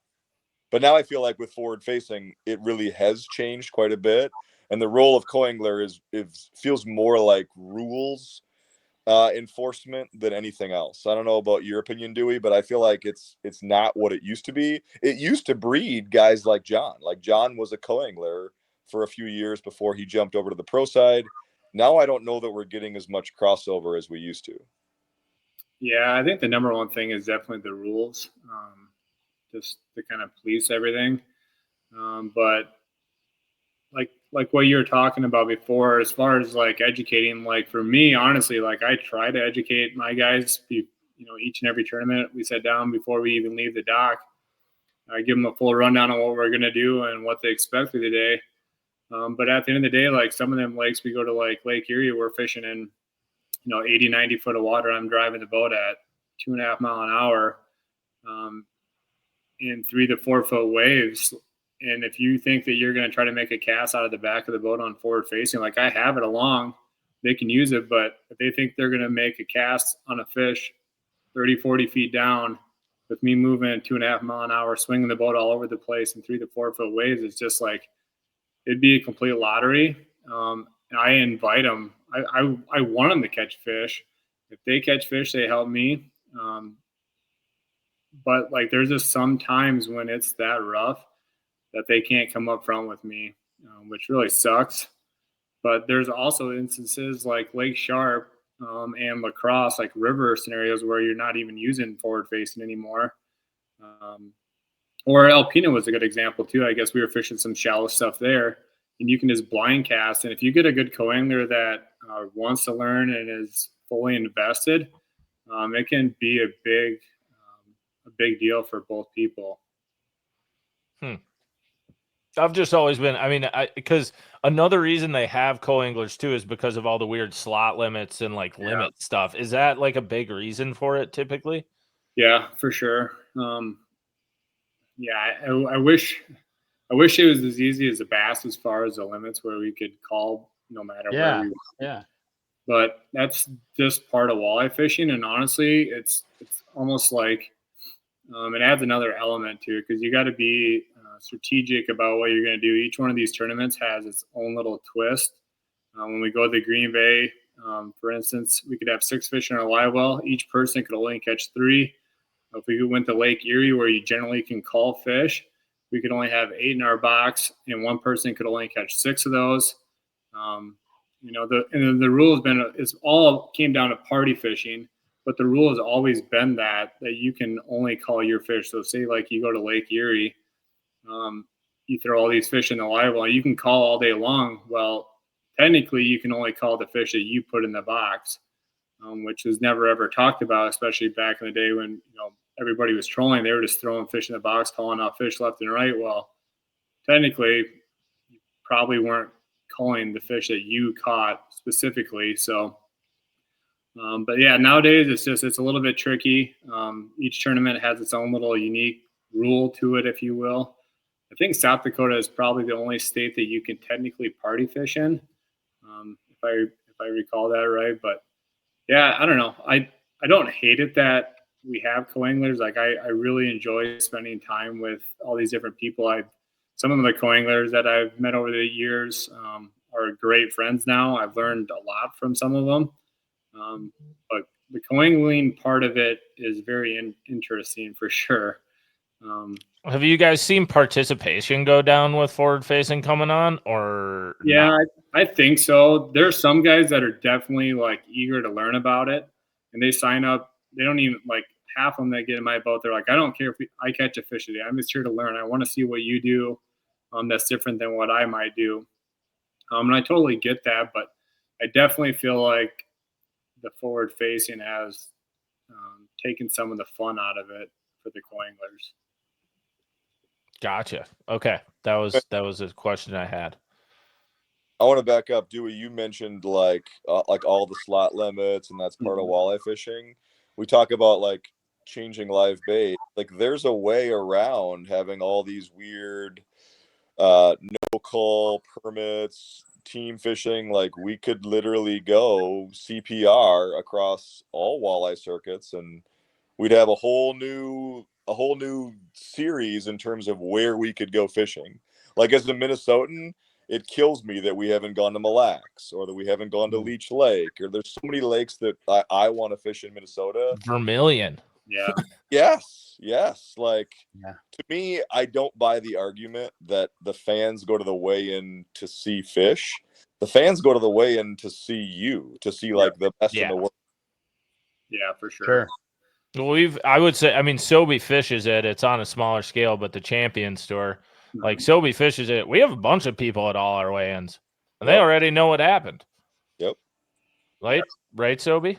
Yeah. And I also think like, I think back in the day, like before social media, the internet, just media was so prevalent. Like seeing big fish at a weigh-in was probably like people's glimpse at actually visually seeing a big fish. But like media is so widespread and videos are so widespread, I don't think people are coming there to see giant fish weighed in. Even though I love a live weigh-in, like I love to watch a live weigh-in on a bass or a walleye side. But like now that you say it, you kind of just go to.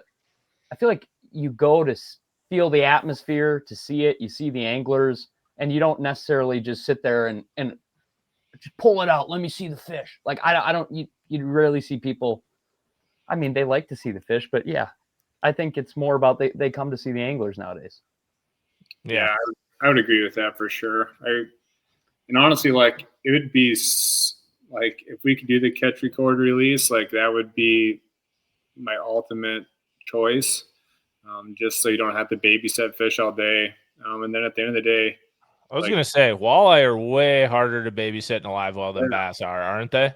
Oh, yeah, especially at certain times of the year. Like you literally are back there every 20 minutes making sure that something doesn't happen, and then, the dead fish penalty and all that sort. So it sucks. Like I would love to do the catch, record, release. I've fished, some AIM tournaments and some other smaller tournaments like the Leech Lake. It wasn't the Leech Lake Classic, but whatever the one is on Leech Lake, that was the catch, record, release. Like them are so fun. They're just like stress free. Take a picture, take a hero shot, let the fish go. You're done. So, I don't think people necessarily go to the weigh-ins just to see the fish. I think they're there to support the anglers. There's probably other little things that you could do even at the weigh-ins to make things, whether it's maybe bringing one fish or whatever it is. Yeah, like they do it at Lake Fork in Fork. Texas. Yeah, like bring in one big fish or bring in your big fish. Like that'd be sweet. Yeah. Well, and my question would be with that too. I mean, Brett and Dewey, you would probably, and then we can let you go, Brett. I know we need to take up your whole night. But with kind of it too, so what would you say then? We go to catch, photo, release. But on Erie and stuff, when you're fishing in 80, 90 feet of water, a lot of those fish are dying from barotrauma, aren't they? So like what, or maybe they're not. I don't want to put something out there that's not a thing. But like what would the scenario be in that case? Like, would it be a thing where you're like, okay, we're catch, photo, and release, but like if I catch one and it's definitely going to die, I catch, photo, and instead of release it out, like it's going in my live well and I now have a fish I can't call. Yeah. Like, is that the situation? Maybe it's been talked more by you guys. I'm just kind of thinking in my head as we go through this. So I'm curious that situation, because you guys do fish a lot deeper and different styles of fishing than kind of the rest of us do up here. Yeah, but I mean, to some point, like that tournament, I don't remember how many dead fish there was in that tournament, but there wasn't honestly that many. If I recall right, maybe I'm thinking about a different tournament, but a lot of them fish that we're catching, even when they're, we're in 80, 90, 100 foot of water, a lot of them fish are only 30 to 40 foot down. And I've fished plenty of tournaments where, you ice the fish, you fizz them, you do all that stuff, and they're in your live well for 8 hours a day, and they're just banging their heads off the walls in the live well. Like, I just don't think that you can convince me that them fish are not going to survive. No, I had no idea that was even a thing. I just assumed Erie tournaments you guys were feeding a local, shelter pretty well. So that's good. That's good to know. I genuinely had no idea. So yeah, I could be thinking about a different tournament. Maybe it was Lake Erie, but I mean, all these tournaments, they do have organizations that come in, and if we do have any dead fish, they do clean them and donate them to a local organization. But for the most part, they try to release every single fish that they can. But at the end of the day, no matter what, you're going to have some fish that end up dying when you have them in your live well for 8 hours a day, banging around in 3-footers. Gotcha. Good. I just, from an integrity of the sport perspective, not having to like play the guesswork game of like, I got lucky because my over came at 9 a.m.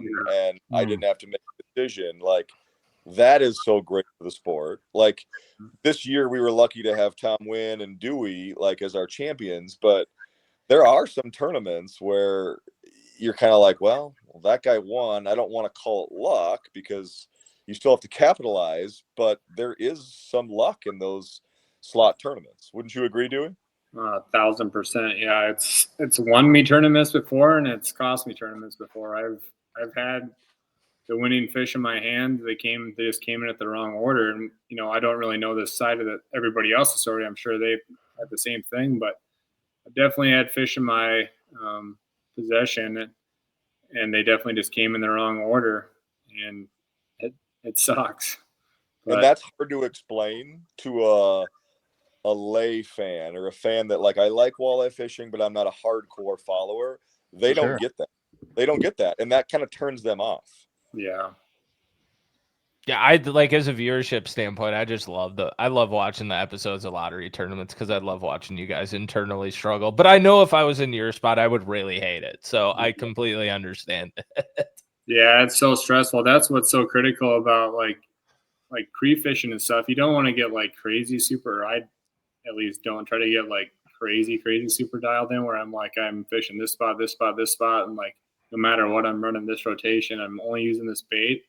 Because I kind of like to try to evolve as my practice and tournament goes, but like you have to catch some fish. You got to know what you're catching, what you're going to keep, especially in them slot tournaments. Whether you're going to only keep 16 and 17 inches, or if you're going to hold out for 18s and 19s or what have it. It is so stressful. All right, Brett, last question for you being on board here, then we'll let you go. For you and Dewey. So we've seen it. We're talking about wanting to grow walleye fishing, the National Walleye Tour, whatever circuit ever anyone ends up fishing professionally, whatever it is in the future. But ultimately, you look at the bass side, and there's high school and college and opens and qualifiers and all that sort of stuff.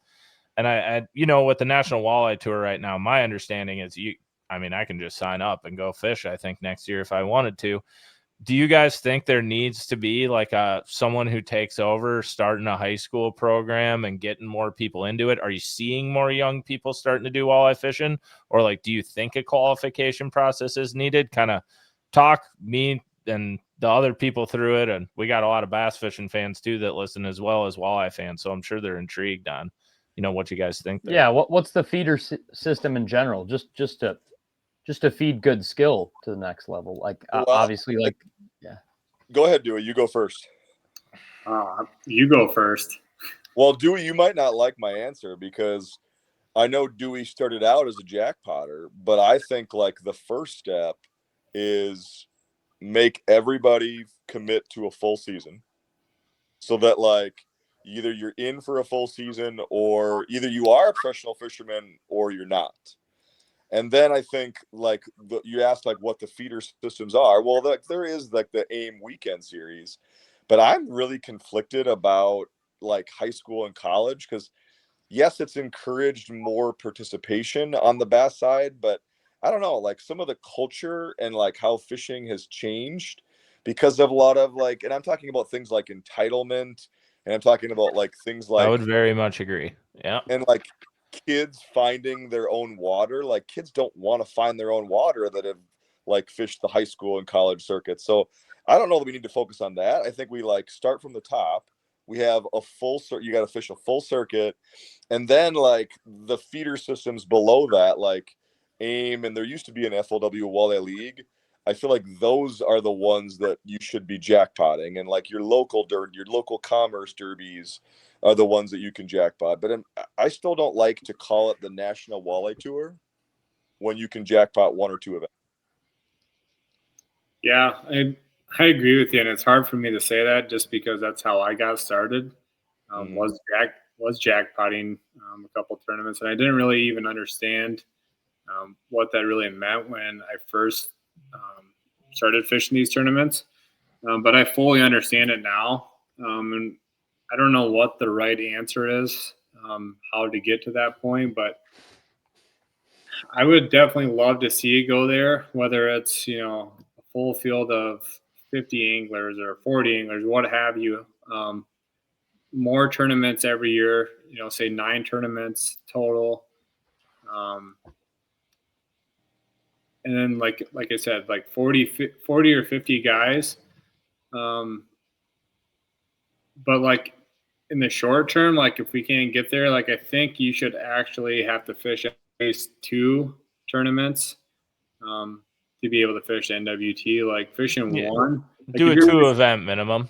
Yeah, exactly. Like if you want to fish your home body of water, that's fine. Just in the short term, but you have to sign up for 2 of them. So you got to go do a different body of water than maybe you're in your home body. So I would like to see that. But yeah, it's hard for me to really have a strong opinion on that just because that's how I did get started, was jackpotting. But I think until we either started getting more people involved or something happens, I don't know. I don't see that happening. So maybe it's another league that starts up.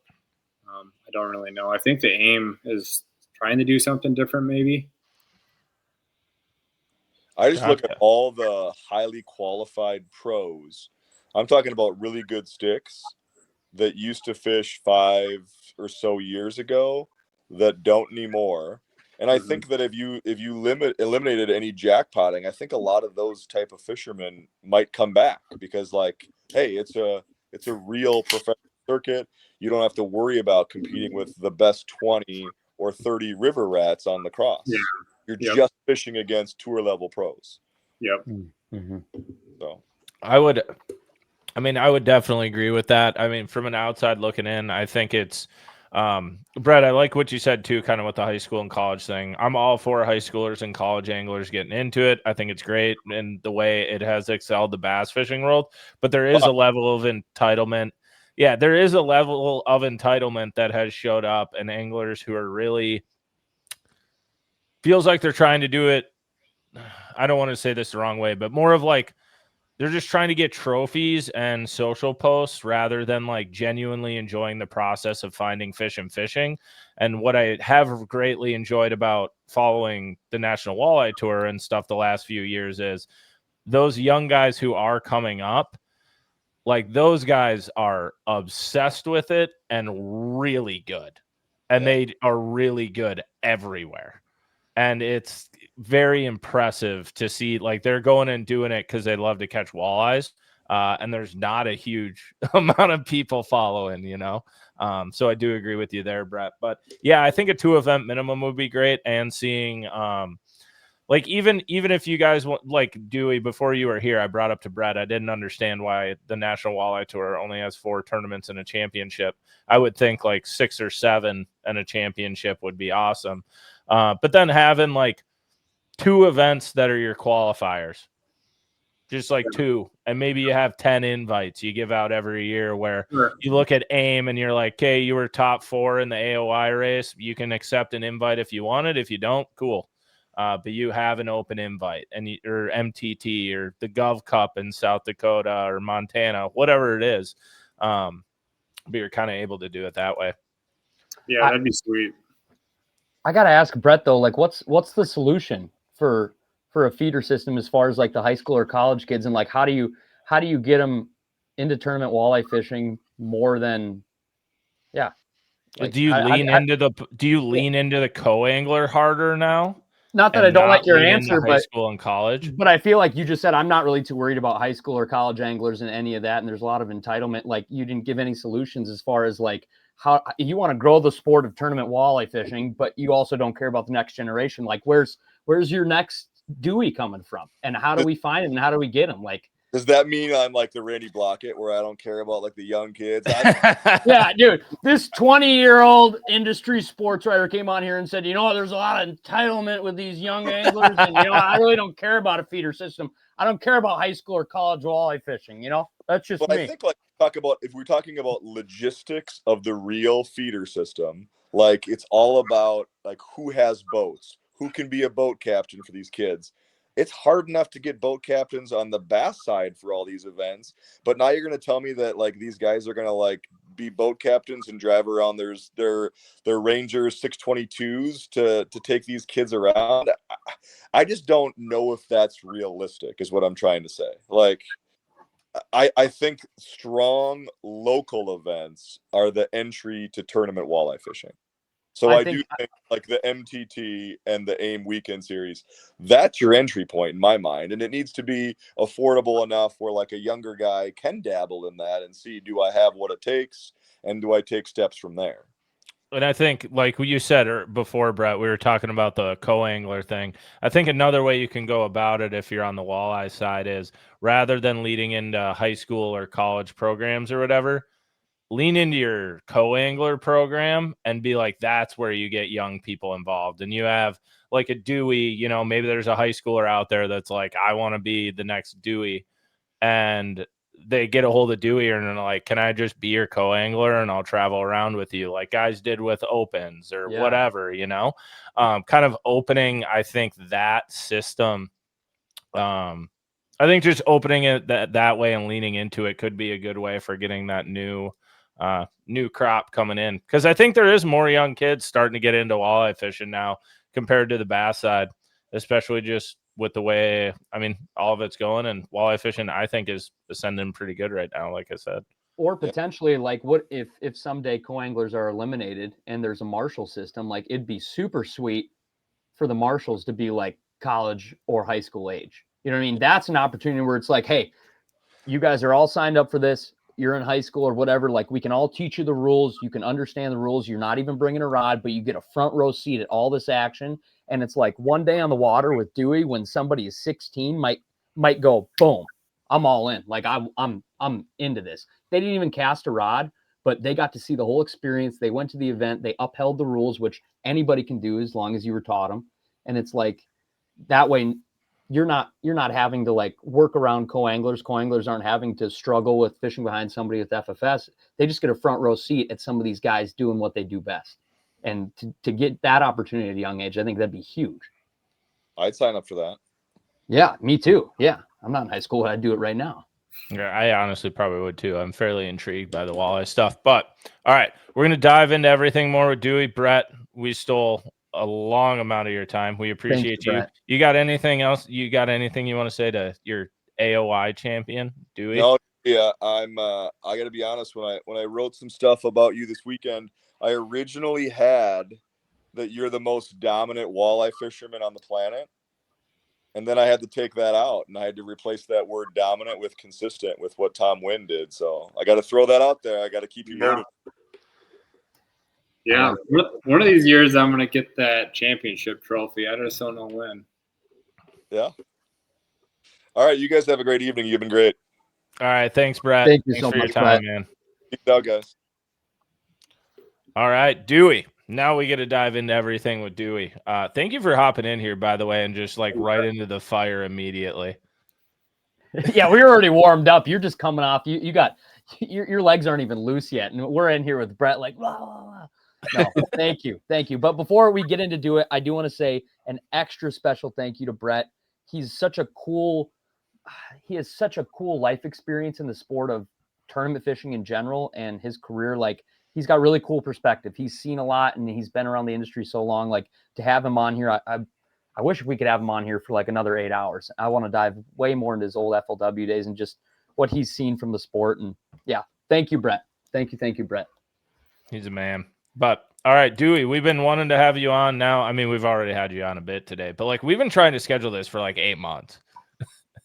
Yeah, it feels like it. You what fish have you been busy? You fish a couple tournaments, it seems. Yeah, if I'm not fishing, I'm usually traveling. I think I put on about 40,000 miles this year, so I feel like I'm more of a professional truck driver than I am a fisherman. So, but yeah, I'm here, there, everywhere, fishing a couple tournaments, and then just trying to catch that state record walleye up on Lake Oahe. There you go. I like it. Is that like on the bucket list, like your life goals? Like you want state record? Oh yeah, I've been trying hard. But this is about the time of year where it got broke last year and the year before, isn't it? It's kind of we're rolling into it now. Yep. Yeah, exactly. Gosh, I think it actually got broke twice last year. It got broke, whatever it was, September, whatever, and then like 14 days later or whatever it was, it got broke again. So I think the record's at 17-13 now. That's what I was going to ask next. Like, yeah, what's the current record? Yeah. 17? Would you say 17-13? Yeah. What's the biggest one you've gotten on your pursuit thus far? Like, have you hooked one that you've been like, that's it, and then it came off, or nah? I mean, I would confidently say that I've seen the state record multiple times. Did not get it to bite. I lost one the other day. I was throwing a mooch minnow around, and it missed it the first time. The water was a little bit dirty. It missed it the first time. I went back and sat on its tree, and I gave it like 15 minutes. I went back to it, and I cast it, and it came out and just absolutely smoked it. And like I don't want to say that it was like a state record, but it was definitely probably the biggest walleye I've ever had hooked. And I had it hooked for like 3 seconds, and it was just sitting there on forward facing, just shaking. Like, it was big. I would say it was definitely over 15. The biggest one I've ever caught was like, I think I have 2 around 14 pounds. Damn, that is just wild. Yeah, my buddy Tyson that I fish a Gulf Cup with, he is I don't know how he does it, but he catches so many big ones. Last year his biggest was 17-1.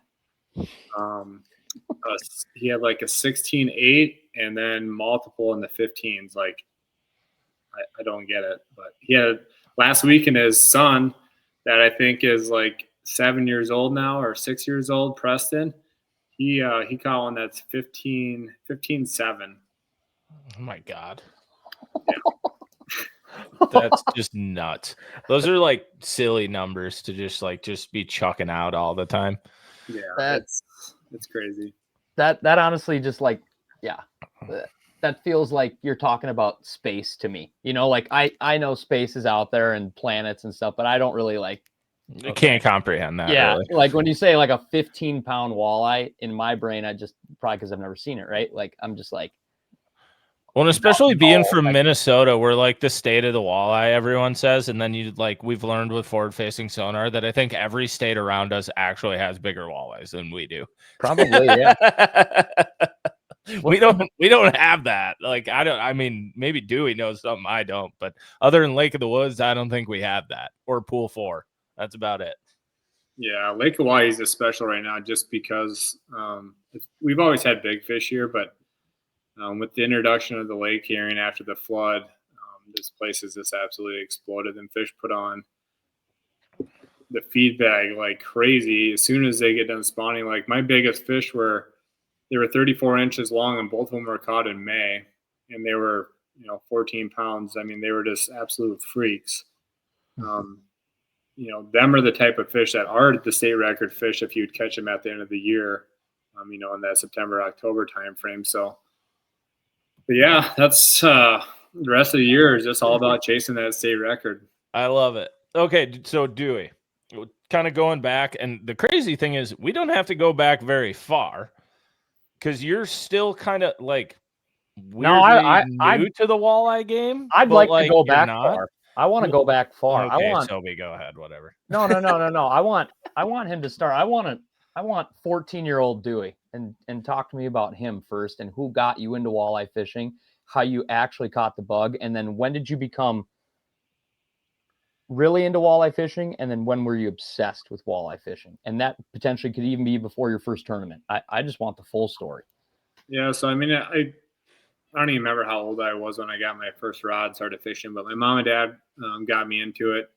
And we had a little lake in Woonsocket called Lake Pryor, and that's where I would go I'd ride my bike up there. I'd spend my whole summer up there catching these little bluegill and whatever fish that I could catch. Sometimes the game fishing parks would release some bass or catfish or whatever in there. So it was pretty easy to get bit in there, catching fish all the time. So obviously I was kind of hooked on it. And then we had the James River, which is just a really little dirty river. It does have walleyes, and it has some big walleyes in it, but a lot of catfish and that kind of stuff. But then there was one of my dad's buddies, George Bebout. He kind of started taking me fishing. We did some like overnight camping trips on the James River, and we'd go up to this dam up by Huron, South Dakota. It's called the Diversion Dam. And he had them things dialed in. We were throwing like sassy shad, like 3/8 ounce jig heads. And that was, back, 25 years ago. Wow. And that was my favorite bait at that time, was a sassy shad, like that silver and black one, like a 3.5 inch. And I can't tell you how many big walleyes I caught out of the James River with that bait. And then we did a lot of camping trips out into like Fort Thompson, the Missouri River, but it was a typical pull bottom bouncers with night crawlers or minnows or whatever along the bluffs and just drift along. And I just got so bored with it that I was always, even if I was just dragging a jig, I was like, the jig would be basically the only thing that I would ever use because I could cast it. I felt like I was doing something all the time. And whether I got outfished or didn't catch anything, whatever, I liked the interaction of actually doing something.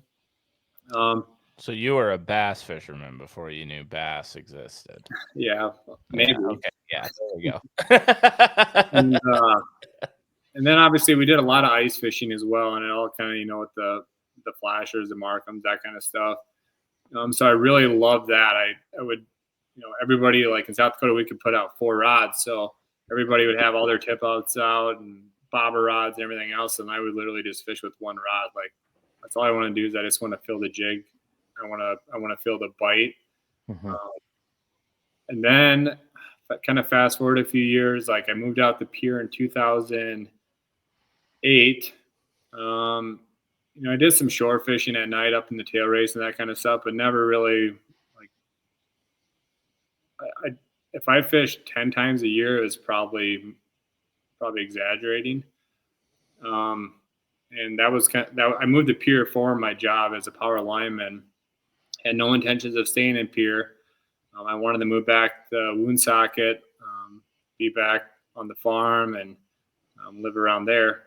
And then I met my wife, Valerie, and stayed in pier for 15 years. And probably year 3 or 4 of being here, I started meeting some people. And one of my best friends, Josh Brown, he had this old Crestliner inboard. And this was when fishing was really easy. In pier between the bridges, we called it the Dirty Drifter.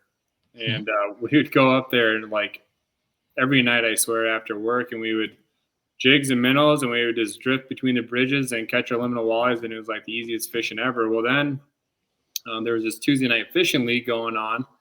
And every Tuesday night I would see the bow race of people coming out of there, and I'm like kind of wondering, what's this all about? Well, I started meeting a few other people, and then long story short, Tyson Keller, which was like, he's probably, in my opinion, he is the best fisherman in pier. He's one of the best fishermen I know. I've learned probably the most from him. And I ended up being his partner in the Tuesday night fishing league. And that was honestly what really gave me the itch to compete. And it was like every Tuesday night we could go fishing. It didn't matter the weather conditions. And I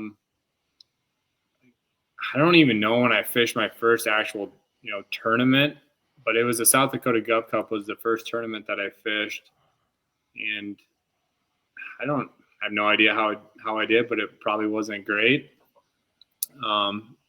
and that wasn't with Tyson. That was with another guy from Sioux Falls that I fished that one with, just to try to kind of get my feet wet and see what it was all about. And long story short, I started fishing the Gulf Cup with Tyson and having a lot of success doing that. And that, I think, is, the Gulf Cup is what really got me hooked on tournament fishing. I love fishing. I've always loved fishing. But as far as like competitive, the Gulf Cup is definitely what got me hooked on competitive walleye fishing. I love that. Oh yeah. Okay. Sobi, are you satisfied? Yeah, dude. I had to be fully caught up, dude. There you I had are. to be. And yeah, I needed to know where you got addicted. And I think it's so cool. Just everybody's path to where they really fall in love, or like, is totally unique and different. So it's interesting. Thank you for sharing that. Yeah, I mean, when I was little, like fishing Lake Pryor, like I literally did not care what I caught. I'd be happy if I caught a carp, catfish. It didn't matter. Like literally, just as long as I was getting bit, I didn't care.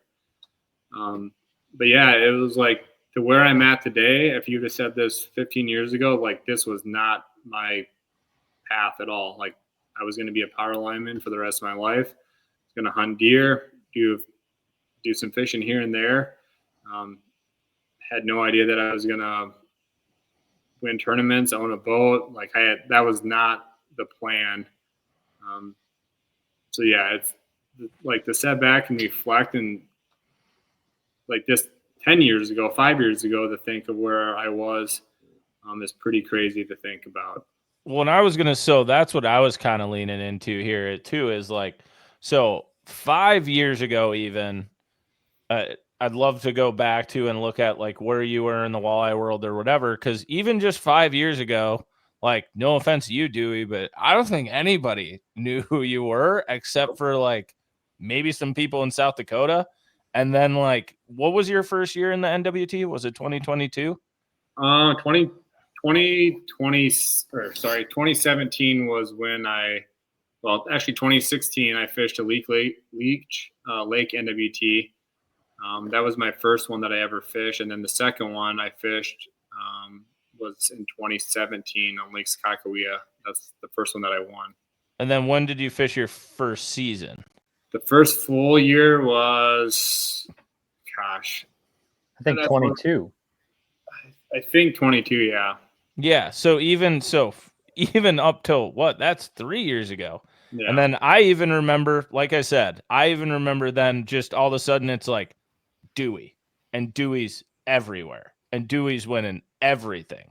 So like, talk to us kind of a bit about like your start kind of with the NWT, right? Like you said, you won that one and you fished on leech. And then what made you be like, okay, I want to kind of do this? And then we'll dive into that 22 like ascension, basically. Yeah, why leech? Why'd you set your sights on that as being your first NWT? Because I felt like it wasn't a trolling tournament. Like I just knew the little bit. The little bit that I knew about leech, I just did not think that it was a trolling tournament. I wanted to go jig fishing, so I signed up for that one. And my buddy Josh Brown, he came over there, and I ended up fishing right beside the guy that was winning it. I had no idea that he was in the lead or doing what he was doing until day two. We were fishing this little hump, and he has the camera with him, and I'm like, he's definitely doing something a lot different than me. And he was pulling bouncers with crawlers, and I was casting. I might have even been casting shiver minnows at that time. I think that was kind of in the craze when Keith started doing that. So, but got my butt kicked in that one. But honestly, like how I got started was kind of a funny random story. But I think it was a PWT on Lake Oahe. I was fishing up by the intakes, and this Crown Royal boat pulls up. I have no idea who it is. Didn't really pay attention to anybody that had any rad boats. I had no idea what the PWT even was. And this guy comes up, and we're catching some nice walleyes. And the guy kind of gets close, and he's like, dude, what are you doing? How are you catching these things? And basically what I was doing, I would just like try to cast out 40 foot, like the walleyes were suspended like 30 to 40 foot down over 90 foot of water right by the intakes. And I would just like guess my cast 30 to 40 foot out, and then let that bait just swing down underneath the boat. That's how I was catching them. Well, wow. I was telling this guy what I was doing, and well, long story short, it's Dusty Minky. And no way. Well, I give him my phone number, and we started chatting a little bit, and then just kind of stayed in touch over the years, text 2-3 times each year. And then the year that he invited me to go up to Skakawea and fish on their team with them, that's where I met John and Bill and Corey and all them guys. And really, like, that's honestly what, like, really, really motivated me and, like, opened my eyes to what competitive walleye fishing can be. And then, like, fast forward. And you beat them all? Trolling.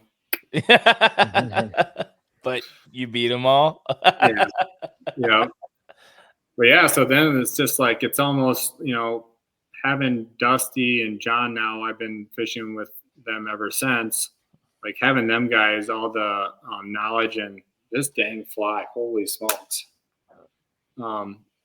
Just having all their knowledge and like little pointers and stuff. Like, if it wasn't for them too, honestly, I probably wouldn't be sitting here talking to you guys right now. John's definitely the one that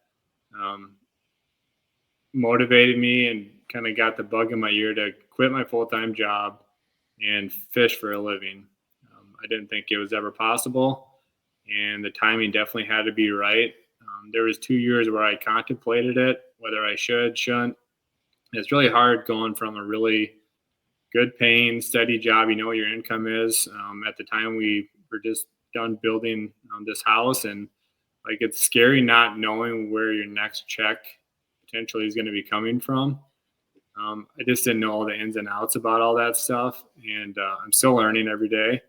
But, like, very thankful for John and Dusty, honestly, just their mentorship and getting me into this. If I went to met Dusty at the intakes, I seriously probably wouldn't be here today. I gotta know, you gave him good intel. He befriended you. Did at any point were you like, you gonna dish me a bottle of Crown Royal, or was he like, here's one, or you just like, you don't even carry him with you? This is bullshit, dude. You got a Crown Royal wrap boat. You don't even give me a bottle. I just taught you how to catch suspended walleyes over a 90-foot dam intake. Like, super sneaky stuff, and you gonna sling me a Crown Royal bottle or what? Well, the thing is I didn't drink at that time, or I still don't drink whiskey or whatever. So that thought never even crossed my mind. But yeah, I definitely should have took him up on that. He probably would have. That's awesome. Okay, so then, Dewey, how old are you? 37. Okay. I just did an interview the other day with a paper, and I'm pretty sure I told him my wrong age. I think I told him 38. Yeah. I'm 37. That's awesome. So you're still just getting into it too. Okay, so then 2022, you said your first year. Were you like, I mean, like I said, I just remember everywhere. It was just like how many tournaments did you win that year? Was it two in a row and Angler of the Year? I think I only won one that year, but so we had 2 second place finishes, a first, and then we also won the national team championship. That's what it was. So yeah, but so that year they gave a boat away to second place at the championship. So basically that first year I won 2.5 boats, if you will, if you count the NTC fishing full time. That's crazy. So like, you hop into it and you're just like, I mean, that first year, like, did you have sponsor support or really anything going into it, or like a little bit, or like, did you kind of, like, I know you're with Rapala and like a bunch of other stuff now, but like, did you have that at that time already ready to rip? Yeah, I did. I just wanted to be smart about it, because like I said, like, giving up my full-time job for, like, I 1,000% was not going to quit my job for hopes on tournament winnings. Like, I had to have something else that I could basically fall back on. And so yeah, there was definitely some other income coming in as well. But yeah, after that first year of, winning 3 tournaments, getting a second place, I think once or twice. But like the one story that's a little bit people don't really realize is like, so yeah, I had that crazy year, but so I quit my job in, I think, May. I fished that first tournament shortly after that, and I don't remember what place I took, but like it was bad. I bombed big time. So I'm like, that's going through my head where I'm like, dude, did I make the right decision? Like I just quit my power line job, super steady, very comfortable living job for hopes on being able to beat all these guys at fishing. And then I wouldn't say that like, I mean, I think it just lit a candle in me that like, you got to do better. You got to spend more time out on the water. You got to get more proficient at all these different little techniques and crafts that everybody else is talking about and doing. And just, for me, it was just about being on the water more than anybody else. People I see comment on some of my stuff here and there that I'm the last one out on the water, and it doesn't matter weather conditions, whatever. Like that's honestly what I give credit to is just how much time I'm on the water. Yeah, I was gonna say I've seen that commonly across, whether it's across social media or interviews or whatever it is. Like that is one commonality you see out there is you are the guy who is daylight to dark, and like you are out there before people, later than people, all of it. And I think that's, I mean, extremely admirable. And it just shows like time on the water is king.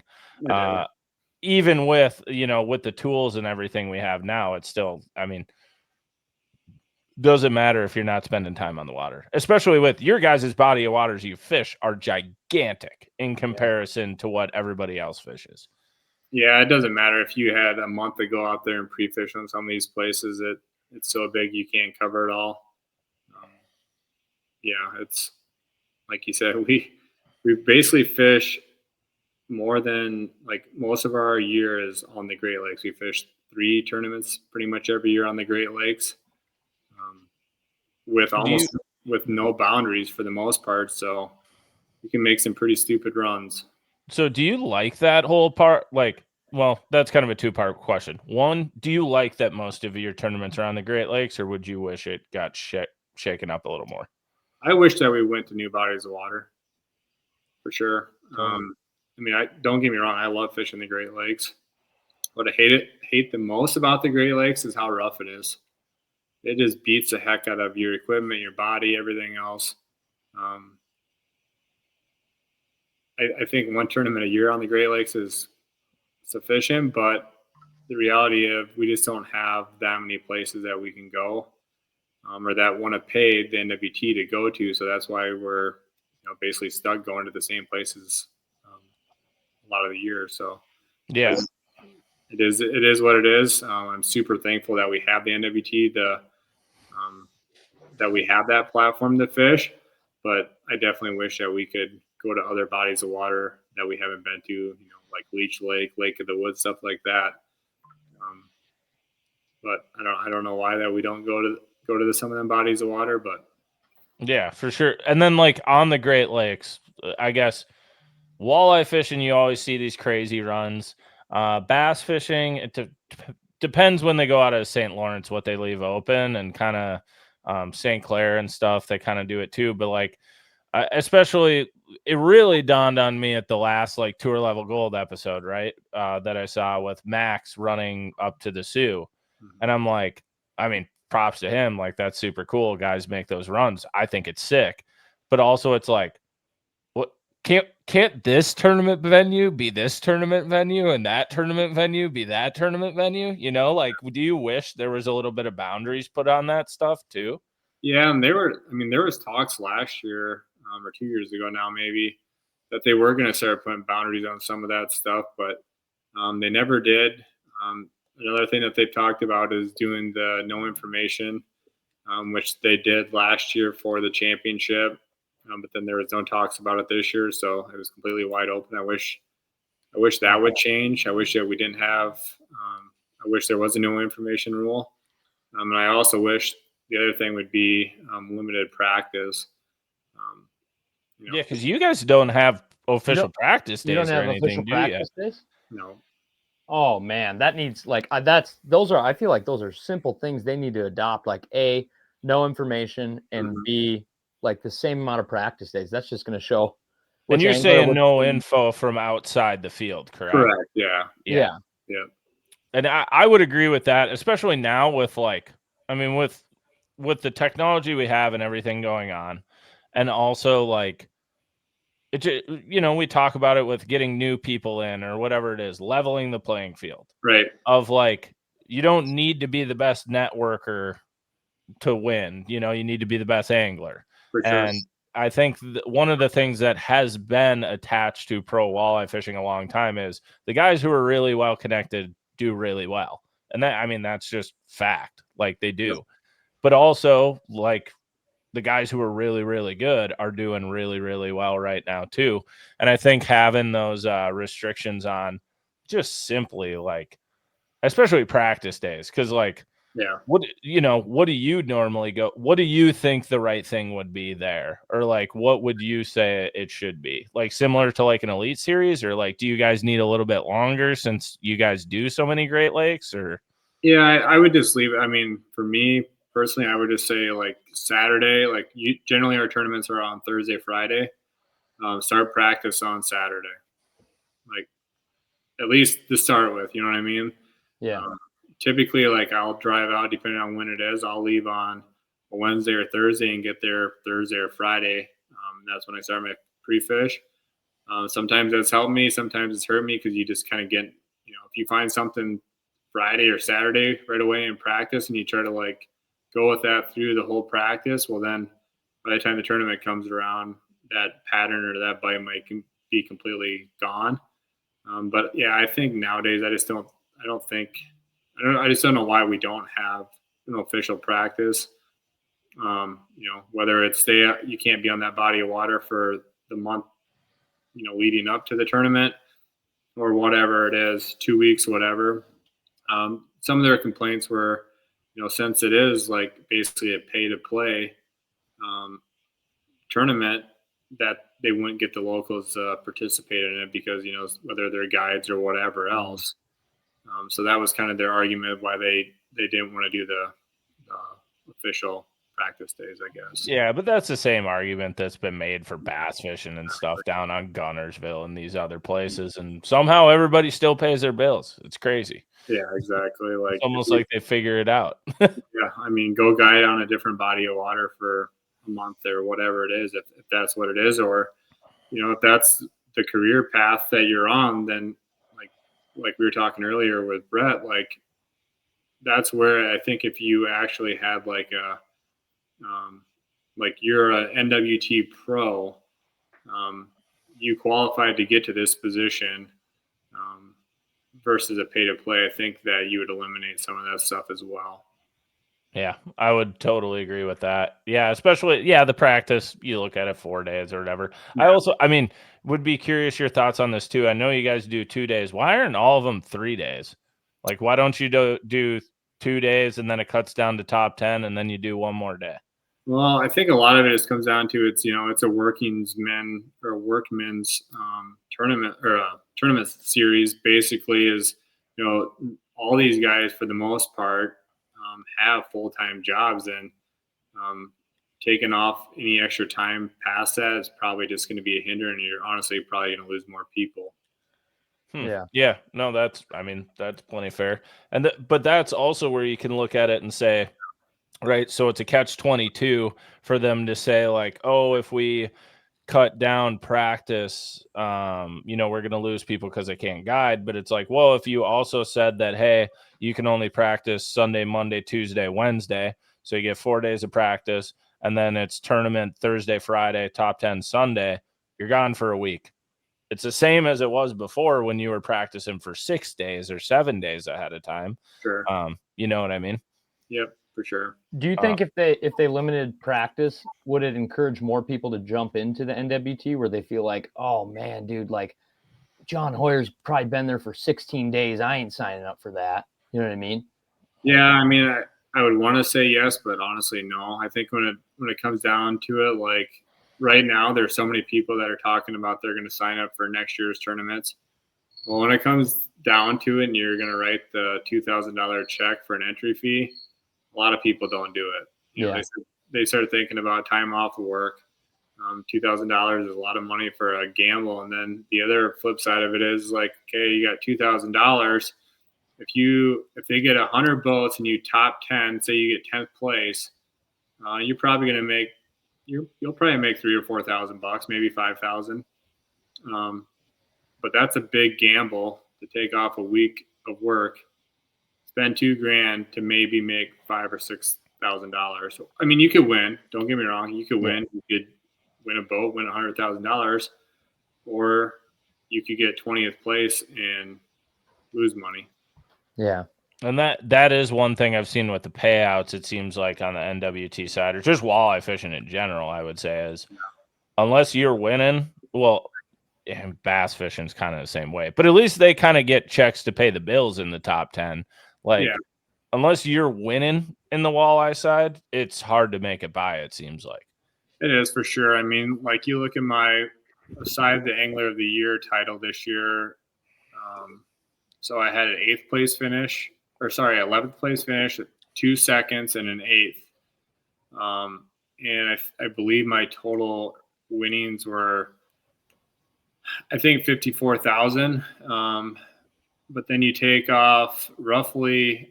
This year has been pretty lucky because we got to stay at my place for pier, and we've had some really awesome lodging for this year. We didn't have that expense. But generally speaking, like when we go to these tournaments, including an entry fee, I figure about $4,500 to $5,000 for travel, lodging, food, all that stuff.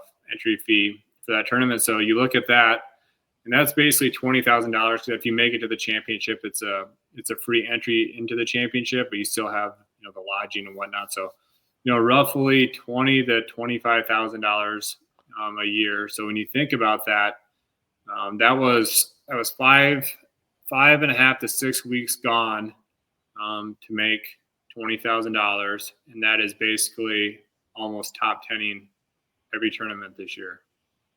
Yeah. Dang. Yeah. I mean, that's when you look at it that way, it's tough.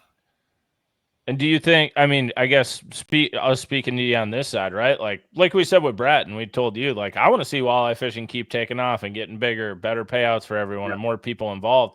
What are the next steps you think that needs to be taken for that really to happen on the pro walleye side? Like, what do you if the NWT came to you, or say a new league, and they were like, what do you want to see, Dewey? You're the guy right now. What do you want to see to get this to go? What would you say kind of your 3 things maybe would be? The first one, honestly, would be catch, record, release. That would be the number one. I think, sorry to cut you off, I just think it is, Sobi, you would say this too. It is crazy how much more accepting walleye fishing is of that format than bass fishing. Yeah. Like the Champions Tour does it in Minnesota, and people love the Champions Tour. But outside of that, dude, you're like, yeah, we'll do catch, photo, release. And everyone's like, cheaters, they're going to cheat. It's too easy. And just like all these excuses. And meanwhile, Dewey, and I'll let you continue, Dewey, but Dewey and all these walleye guys are like, please catch, photo, release. Yeah. Like, please. That's what they want. It would just open you guys up to so many different venues, and it would just show off walleye fishing in different areas of the whole Midwest. It's like people would be pumped, dude. Like it would be, there's so many folks that can't relate to the Great Lakes because unless you're near them, like it's like an ocean. You know what I mean? And there's a lot of people that aren't going to go to the Great Lakes. Like they're just simply not going to travel that far.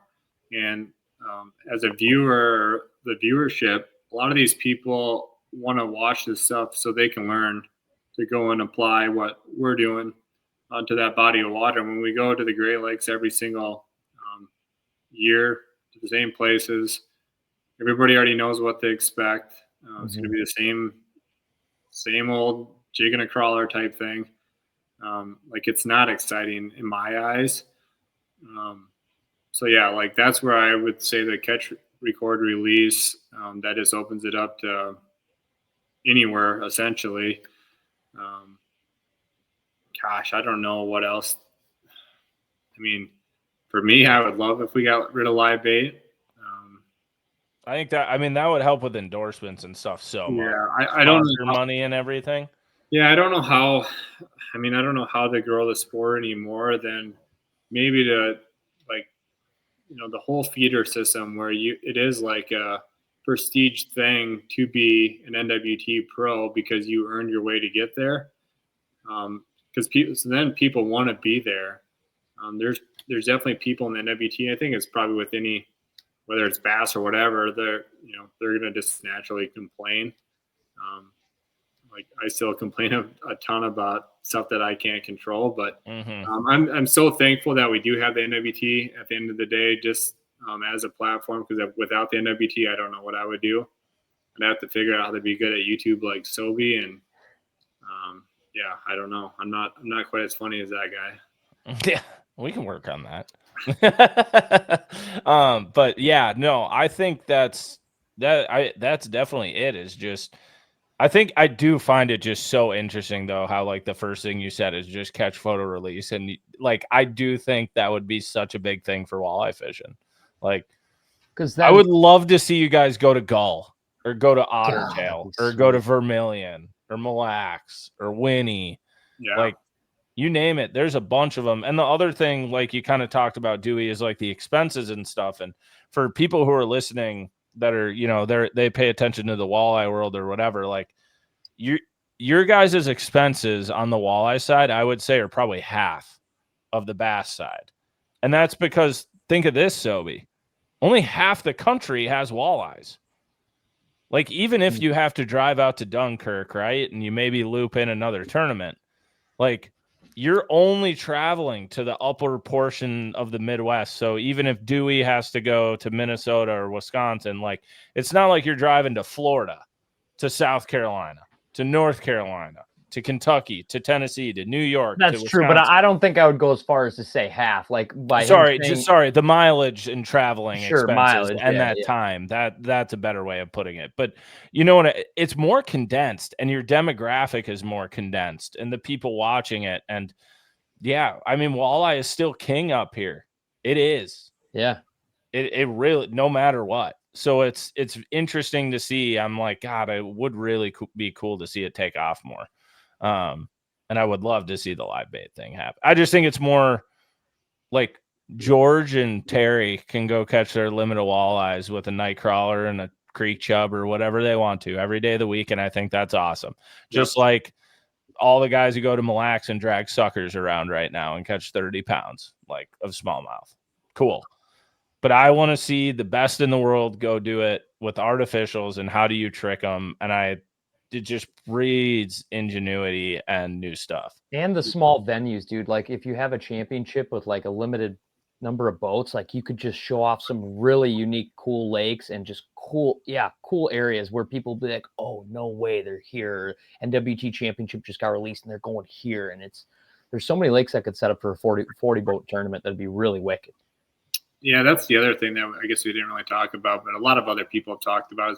It's kind of old news, but yeah, I definitely don't agree with going to places for a championship with 40 boats that we could be going to, or that we do go to on a regular season event. Like, yeah, I love fishing Sakakawea. I hope I make it to the championship next year and able to fish Sakakawea, but I wish we were going to some other body of water that, a Bitter Lake or Walleye or Gull or, some of these other lakes that you guys mentioned with 40 boats. I just don't know why we don't utilize that. That would be such a cool opportunity to do that.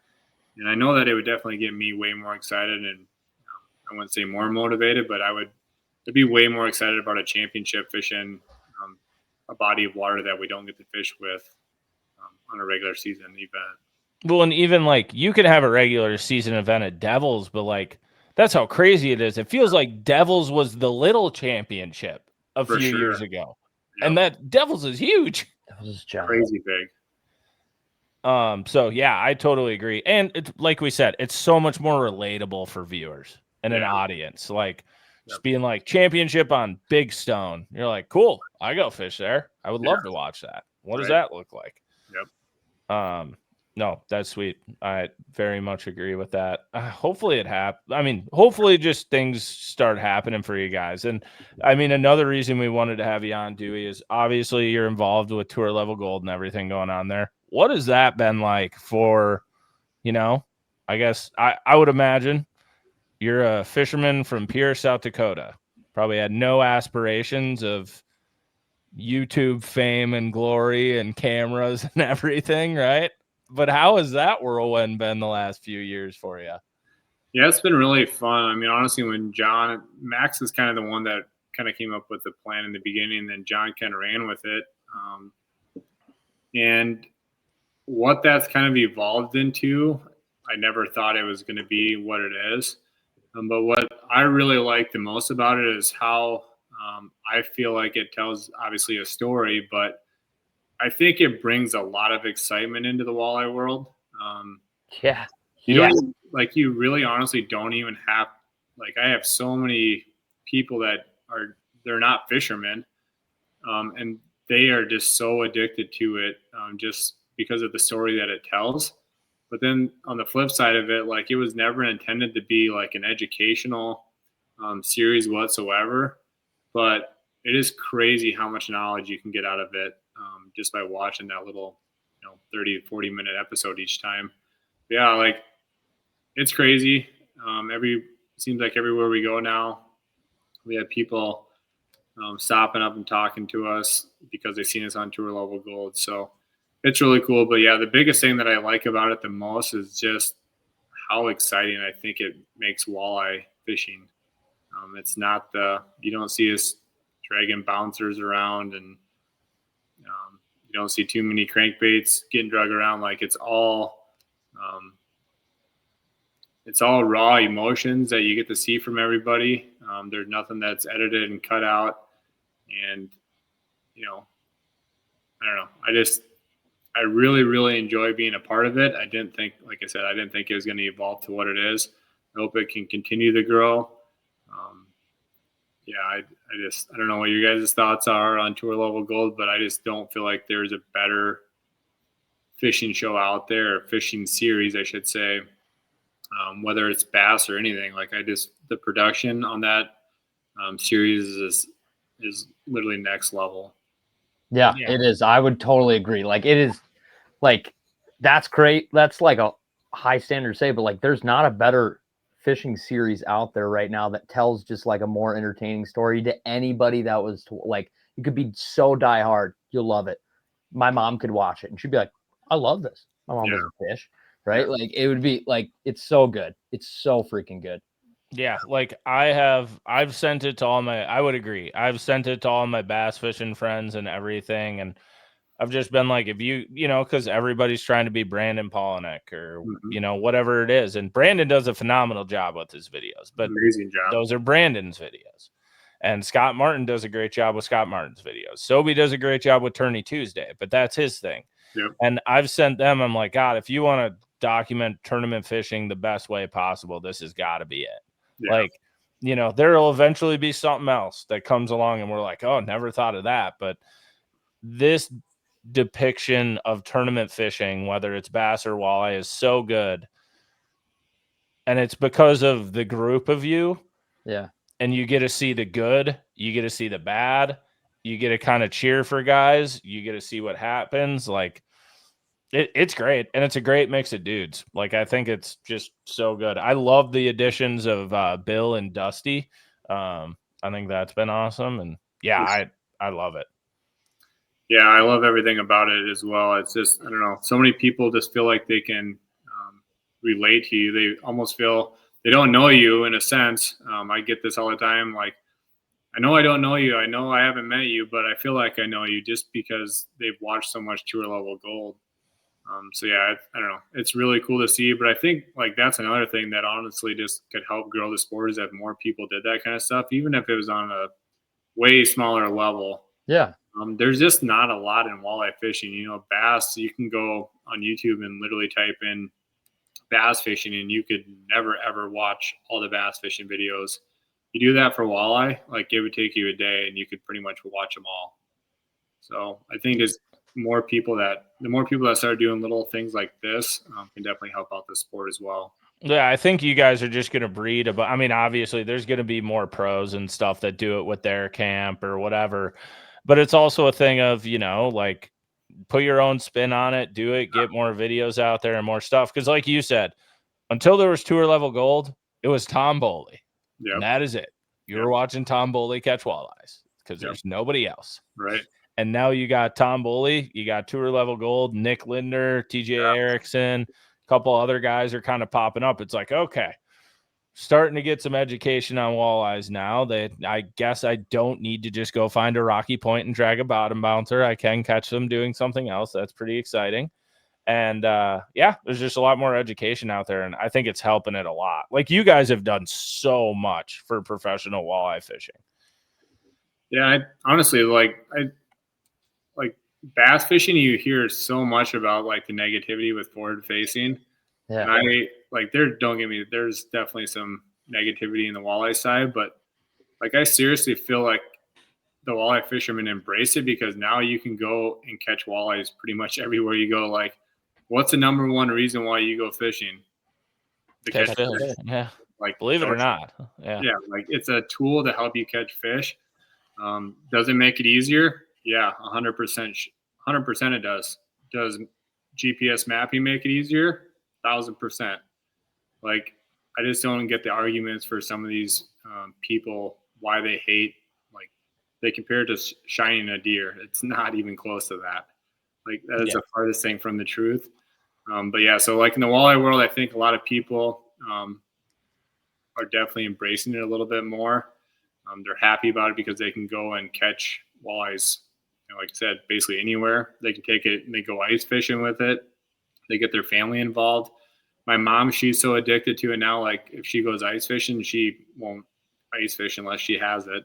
She giggles when she can see him coming in on the screen and come up and interact with their bait. She doesn't understand like a 2D, like you can have a fish do the same thing with a 2D. You can watch it come up the little squiggly line. She doesn't comprehend. She doesn't get it, but forward facing, she gets it and she absolutely loves it. Like she's addicted to it. So it makes it fun for her to go ice fishing. That's so cool. And Adam and I have talked about this so much with so many other guests and just ourselves too. Like the walleye market in general has welcomed FFS with like open arms. Walleye and ice. Walleye and ice. Yeah, the ice market as well. Like it's been interesting to kind of see it from all perspectives. Like, yeah, like people accept it. And like for those reasons you said, like people are catching more fish and learning how to catch them different ways and interacting with the walleyes, opposed to being like, we didn't even catch one. And I will say with that too, Sobi, is like think of this, like this just dawned on me and you brought it up, Dewey, with the interaction and the like education with it is. So, there's obviously a ton of different reasons that it is maybe more negative on the bass side than the walleye or ice side. But I think a big part of this too is we were all introduced to forward facing sonar so early by Aaron Weeb. And like guys like that were like, hey, look at this technology. This is cool. And provided like very good education and helped people catch more fish and made it acceptable. Whereas I feel like on the bass side, because of like the tournament industry and needing to make an income, like when people saw that, oh my God, I'm not going to be good anymore. You had people like Randy and stuff like that spawn up and immediately like discredit or talk down on and like cheating and all this sort of stuff when it's not. Like we all very obviously know that in this room, but I just think like the mediums of where it was taught is so different, right? Like you just and like with tour level gold now, right? Like walleye fishing is surging in my opinion. I think tournament walleye fishing and walleye fishing in general is just surging. Like I am more interested in maybe going and catching walleyes right now than I've been in my whole life. And it's because I've ran into them with forward-facing sonar, and I'm like, oh, those are walleyes.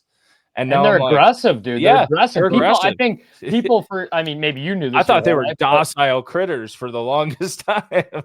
Yeah. I think a lot of people did. I think a lot of folks did. I think a lot of people didn't think walleyes were aggressive, like wicked aggressive. And how picky they are compared to a bass, especially on forward-facing sonar, which once again is why I would love to see live bait taken away because like I was just on Gull for the last 3 days. Dude, do you know how many walleyes I shook a minnow on? And do you know how many of them I caught? The answer is 0. I caught none of them. They all followed it the whole way to the boat. And I was too stubborn to like start tying on different baits and like actually mess with them. But I was like, one of these things has got to eat it at some point. Never did. And every time I knew they were walleye. Should have been throwing one of these. I don't own any of those, Dewey. I don't own one. So I need to like buy that. I think that's going to be my new thing is I just need to buy like, I need to have like Dewey and John and like McComas and Linder just like text me like your 5. There's like, just need 5 baits. Like if I see one, I want to catch it. What's maybe going to work? And I'll make a walleye box. So that if I get distracted one day, I'm just have one walleye rod chilling there. And I'm like, that's definitely a walleye and just rip it out there. Yeah. I feel like I need to do that. I would suggest getting yourself some number 7 jig wraps. Number 7 jig wraps. I mean, for starters, like number 9s work really well too, but number 7s for the beginners, they work really, really good. And then so like, obviously I'm used to, see, we'll do a little education here. So I'm used to shaking a minnow over a bass when they're suspended and everything with the jig wrap and you chuck it at their head. Do you let it fall down to their head before you snap it? Or do you keep it like 2 feet above them and then snap it? Or like, always. I know it's all about reading the fish, but like this is walleye fishing for dummies here. Where am I starting? Yeah, honestly, it depends on what lake you're in. So a lot of it depends on whether the walleyes are feeding down towards the bottom, like Green Bay, for instance. Like if they're eating gobies, if they're tuned in on gobies and eating stuff off the bottom, like for the most part, they're not going to swim up and chase a bait going up. So then it's typically all just straight to the bottom. Whereas on, say, Lake Oahe or some of these other reservoirs where it's like shad or lake herring, smelt, stuff like that, where it's all suspended, typically the fish are all going to be suspended up. So almost like the general rule of thumb is that if you, especially on Lake Oahe anyways, if you drop a bait below a fish that is only feeding up, you basically wreck that fish. Like you might as well just reel it up and pull it away because it is not going to bite it. But there's I have no idea how many different cadences I have. But like the typical, like the number 1 to start with would be like a number 7 jig wrap. Let the bait get down close to the fish and then do like a 2 or 3 foot rip above the fish and see what that fish does, whether it flies up and hits it, even acknowledges it.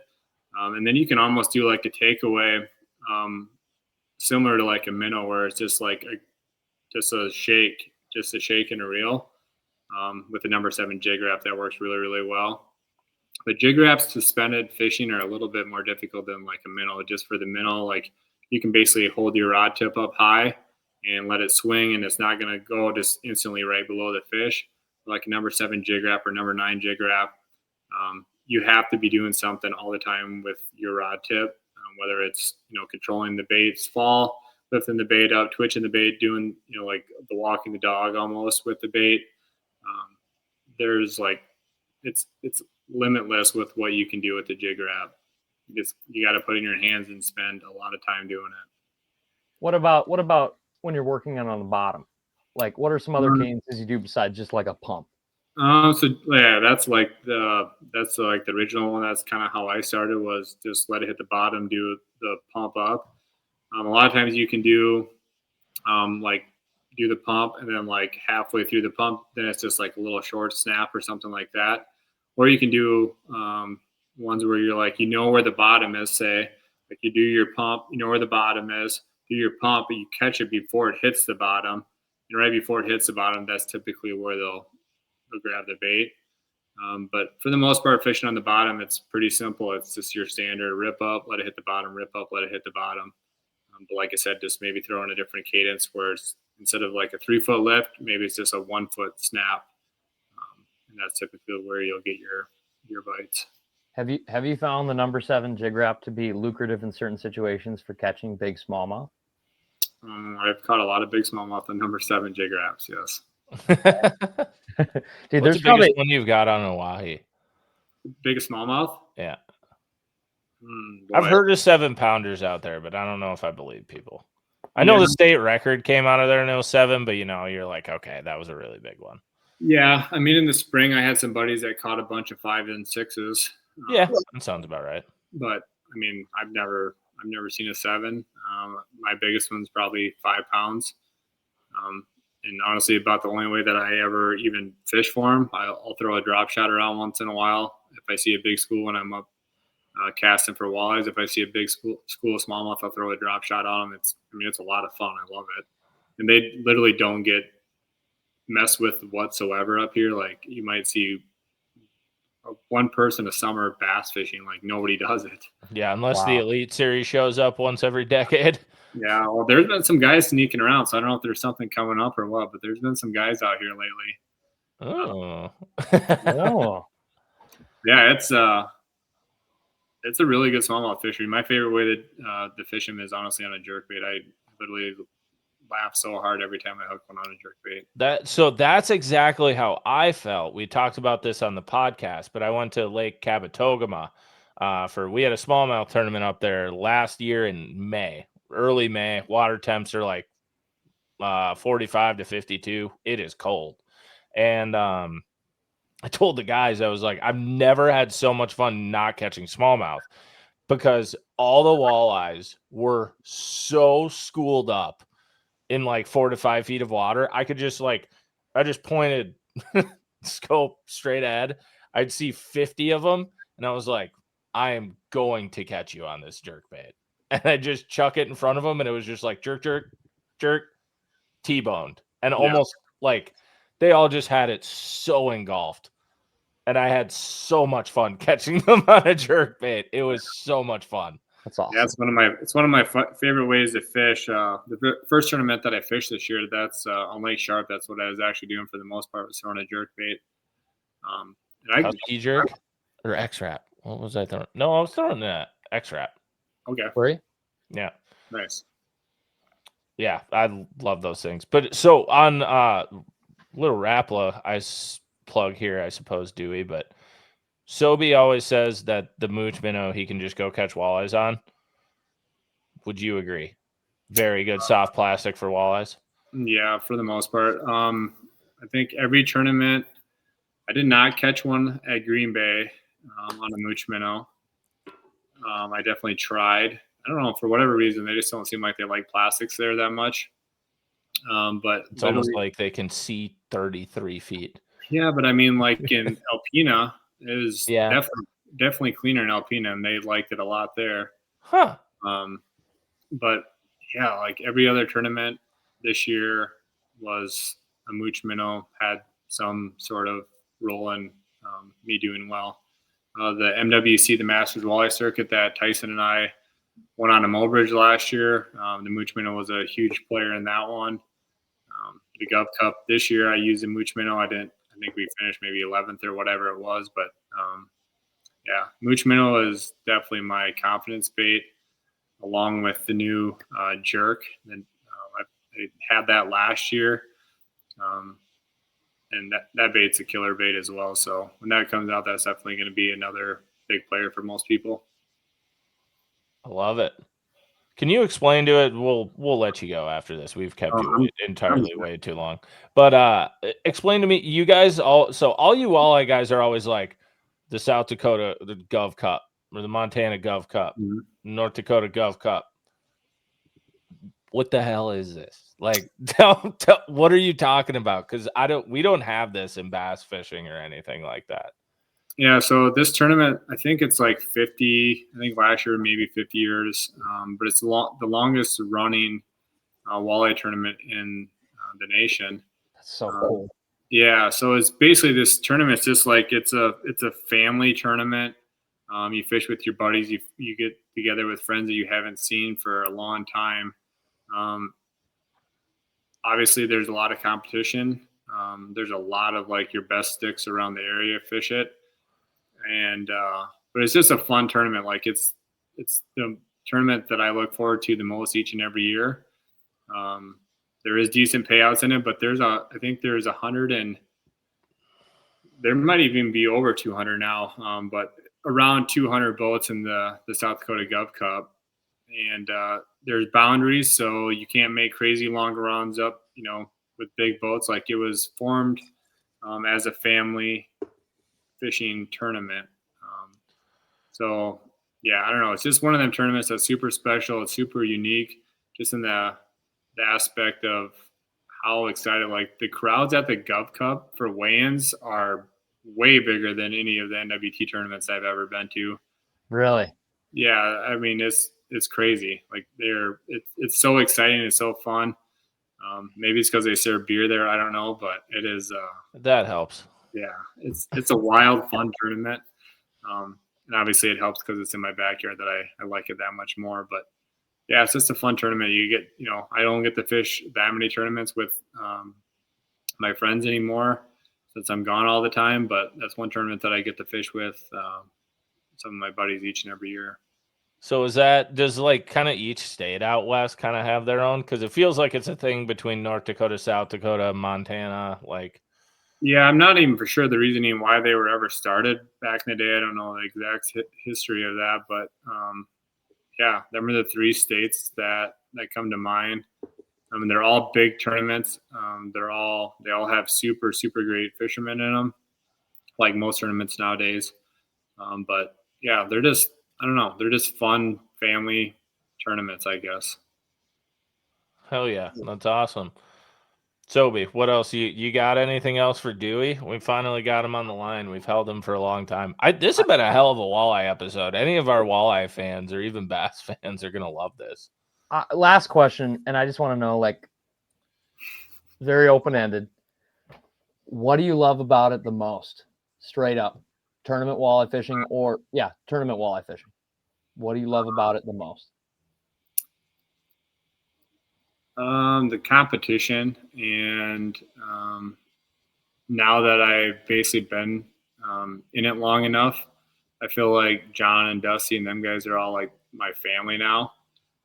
So getting to travel and fish all over the upper Midwest with them guys, some of my greatest memories that I have to date are from tournament walleye fishing with them guys. So yeah, I would say that's what I like the most about it. Obviously, it's nice to win boats and all that kind of stuff, but at the end of the day, it's the memories that you have with your closest friends. I like that. Oh yeah. Where do you hope professional walleye fishing is in the next 5 years? I mean, obviously, I want it to keep growing. Where I want it to be is kind of what we talked about earlier tonight. Photo release. Yeah, where it's almost like a feeder system, somewhat, where you have to, like, it's a prestige thing. Like, you earned your way to get here, and then when you do get there, you have to keep performing. You have to keep catching them. Otherwise, somebody else is going to replace you. I just feel like that's a really good way to evolve the sport of walleye fishing. I don't know if it'll ever get to that point, but one can definitely hope. Heck yeah. I hope so. Like I said, I've loved watching Tour Level Gold. I've loved watching it grow. I feel like there's way more hype around walleyes in general. I feel like forward-facing sonar is like low-key saving the walleye industry. Yeah. Because everybody's like, holy cow, I can actually go catch walleyes now. I'm sure it's hurting like the market as far as like baits for certain companies, just because there probably isn't as much trolling going on. But when you look at it, like from an outsider looking in, like, I just feel like there's still a ton of trolling going on. Like, trolling's still going to play no matter where we go. It might not be the tournament winning pattern, but if you want to go put fish in your boat at the end of the day, if you want to be a guide, and like, that's one really, really, really good way to catch fish is trolling. But yeah, like you said, I think low key, I think forward facing has just made tournament fishing in general way more fun. It's more one-on-one, and like, if we can turn guys like you that are hardcore bass guys into thinking walleye fishing is actually pretty cool, like, that's saying something. Yeah, for sure. Absolutely. And I just want to see more cool venues and new places. I just feel like there's so many opportunities ahead of professional walleye fishing right now in terms of just venues, storylines, new things you can do. Yep. And it has a field of anglers that are very willing to go do like a catch photo release format and stuff like that. That other, like, to be honest, bass guys, I don't know if they'll ever fully go there unless they're absolutely forced to, whereas you guys want to. And I think that's very cool. So the main reason, like for bass guys, like I haven't been around a lot of catch, record, release tournaments, so I don't know what all the dirty is on it. But why do people not want to do catch, record, release? Sobi, do you have a strong feet? I mean, Sobi, you actually fish the Champions Tour. I film it. You go first, Bart, and then I would say there's still a lot of. So it's so new. It's so new, and so many people haven't done it, right? So Champions Tour guys have done it, but if you haven't fished the Champions Tour in Minnesota, the only other way you have been exposed to a catch, weigh, release format in a boat is if you're on the BPT, or if you fish donkey tournaments like that's catch, measure, release, right? So that's a little bit different. But so why is that different? That's still catch, photo, release. Well, I'm saying it's different in the sense of No with scale. walleye guys and stuff. So like you've either extreme top end payouts and everything has done it. So it's very limited, or it's kind of like your kayak general field, right? None of that middle area has really messed in it. And that's also a lot of your tournament demographic who's worried about they're cheating.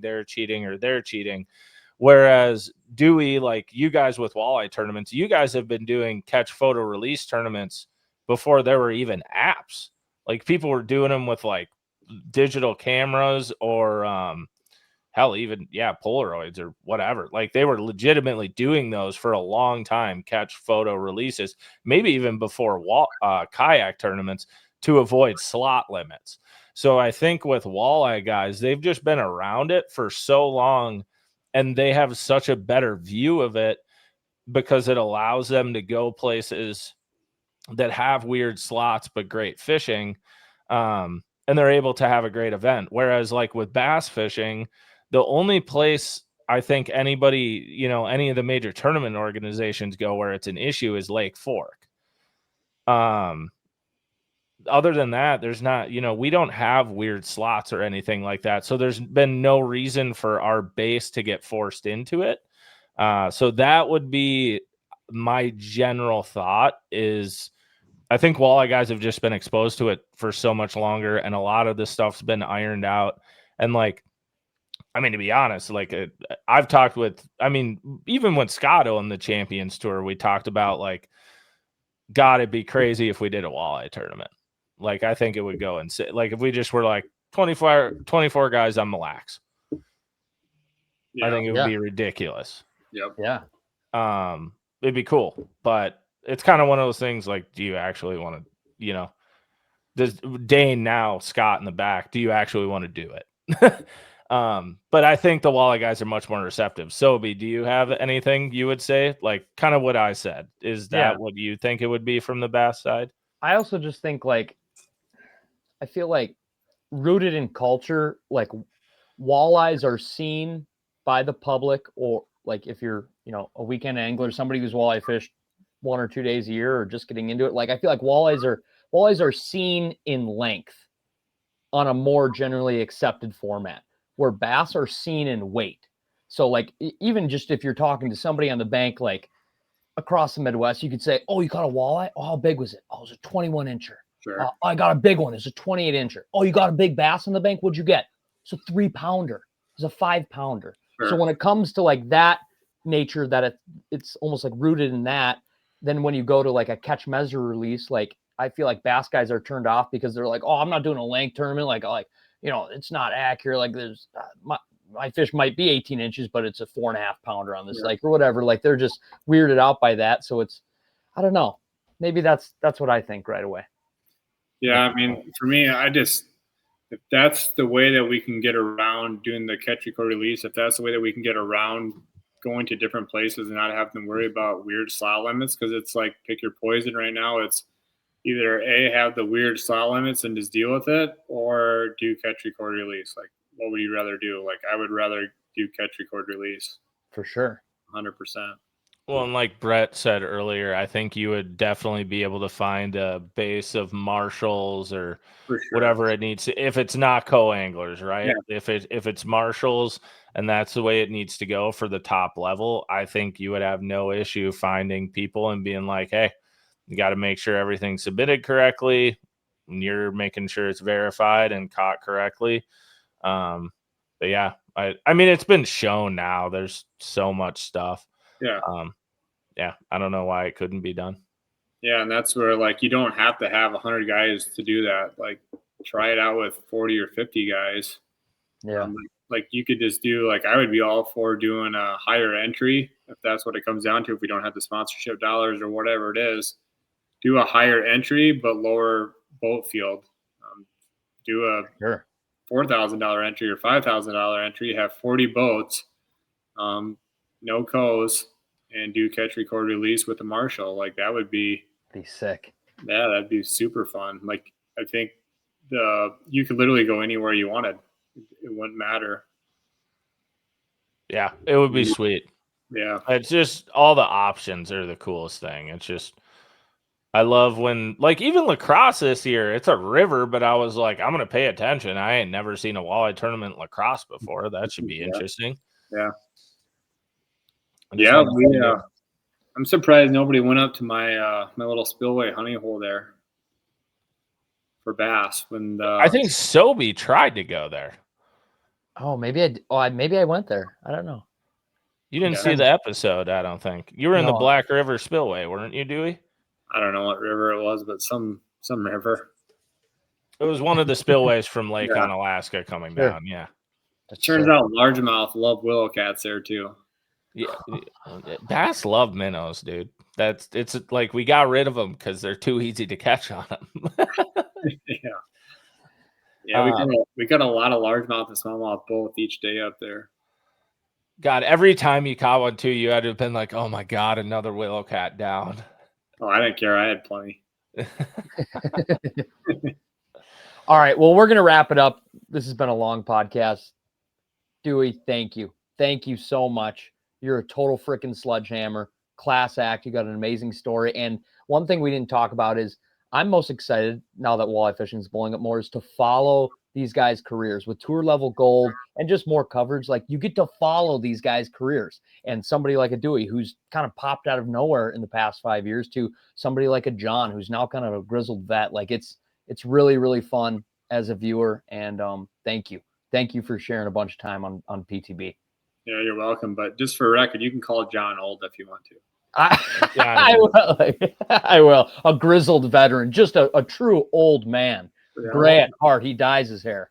One of these days we'll get John on. We were trying about as long as to get you. I think we were trying you first, Dewey, but then John as well. And John's always like, yeah, I'll make it happen. And then you know how John is. So we're hoping to slowly apply the pressure by it's like, hey, everybody else is showing up. Yeah, you never know where John is. I think he's either on his way or he is already out in Montana elk hunting. So I'd love to have you back on too, because Ryan is totally going to yell at us, and we just got caught in the weeds of this. We need to have you and John back on, and I want to talk no fishing. I only want to talk hunting, straight up. That'd be awesome. Yeah, we could do that. Yeah, we got to have Pink back just because he can see like the amount of just racks that you have behind you. And it's almost incredible too, because it seems like they're all the same frame. Like, they're so similar. If you look at all, like, you get what I'm seeing down Sobi, they're just like studs all the way down. It's incredible. But all right, Dewey, thank you for spending the evening with us. We appreciate it, man. And enjoy your hunting season and go catch that state record walleye. Enjoy the AOI. Yeah, thanks guys. Thanks for having me. Have a good one, boss. Peace. See you guys. All right. And that was Dewey. I feel horrible. We didn't talk about hunting and some more stuff. But we went, we went, yeah, that's just a different chapter of his life that we're going to cover at a different time. But Dude, what an amazing pod. If anybody's made it this long, 2 incredible guests in the walleye world. I don't even care if you're into walleye fishing or not. Those guys are interesting humans and they know so much, and they've been around the block in that section of the industry so much. And I will say, not to toot our own horn, I will say I think that was one of our best just all the way through. Very interesting, especially in the fact of like, dude, that's a lot of stuff other people haven't heard about on the walleye side, and just cool stuff. yeah, it's really cool stuff. I like caught myself like multiple times, especially when Brett was going into it, where I'm like, not that I ever have to, but I'm like, I just didn't talk for like 10, 12 minutes. I was just taking it in. I was like, I love podcasts myself. So I was just sitting here like, You were suddenly a listener and you're like, oh shit, I'm supposed to be giving an interview right oh, now. I was like, oh, I should chime in, or maybe not. I don't know. I'm enjoying this. Like I was taking it all in. Like it was really good. It was, yeah. No, dude, it was fantastic. And yeah, I guess I don't really think we have anything else. We'll have another one coming up. We're rolling into hunting season, and we won't keep you guys any longer. We'll keep this one under 3 hours. peace. All right. We will see all of you on the next episode of Pass the Barb. If you haven't already, please rate, subscribe, and comment, and leave us a bunch of feedback. We love all you. And until the next one, peace.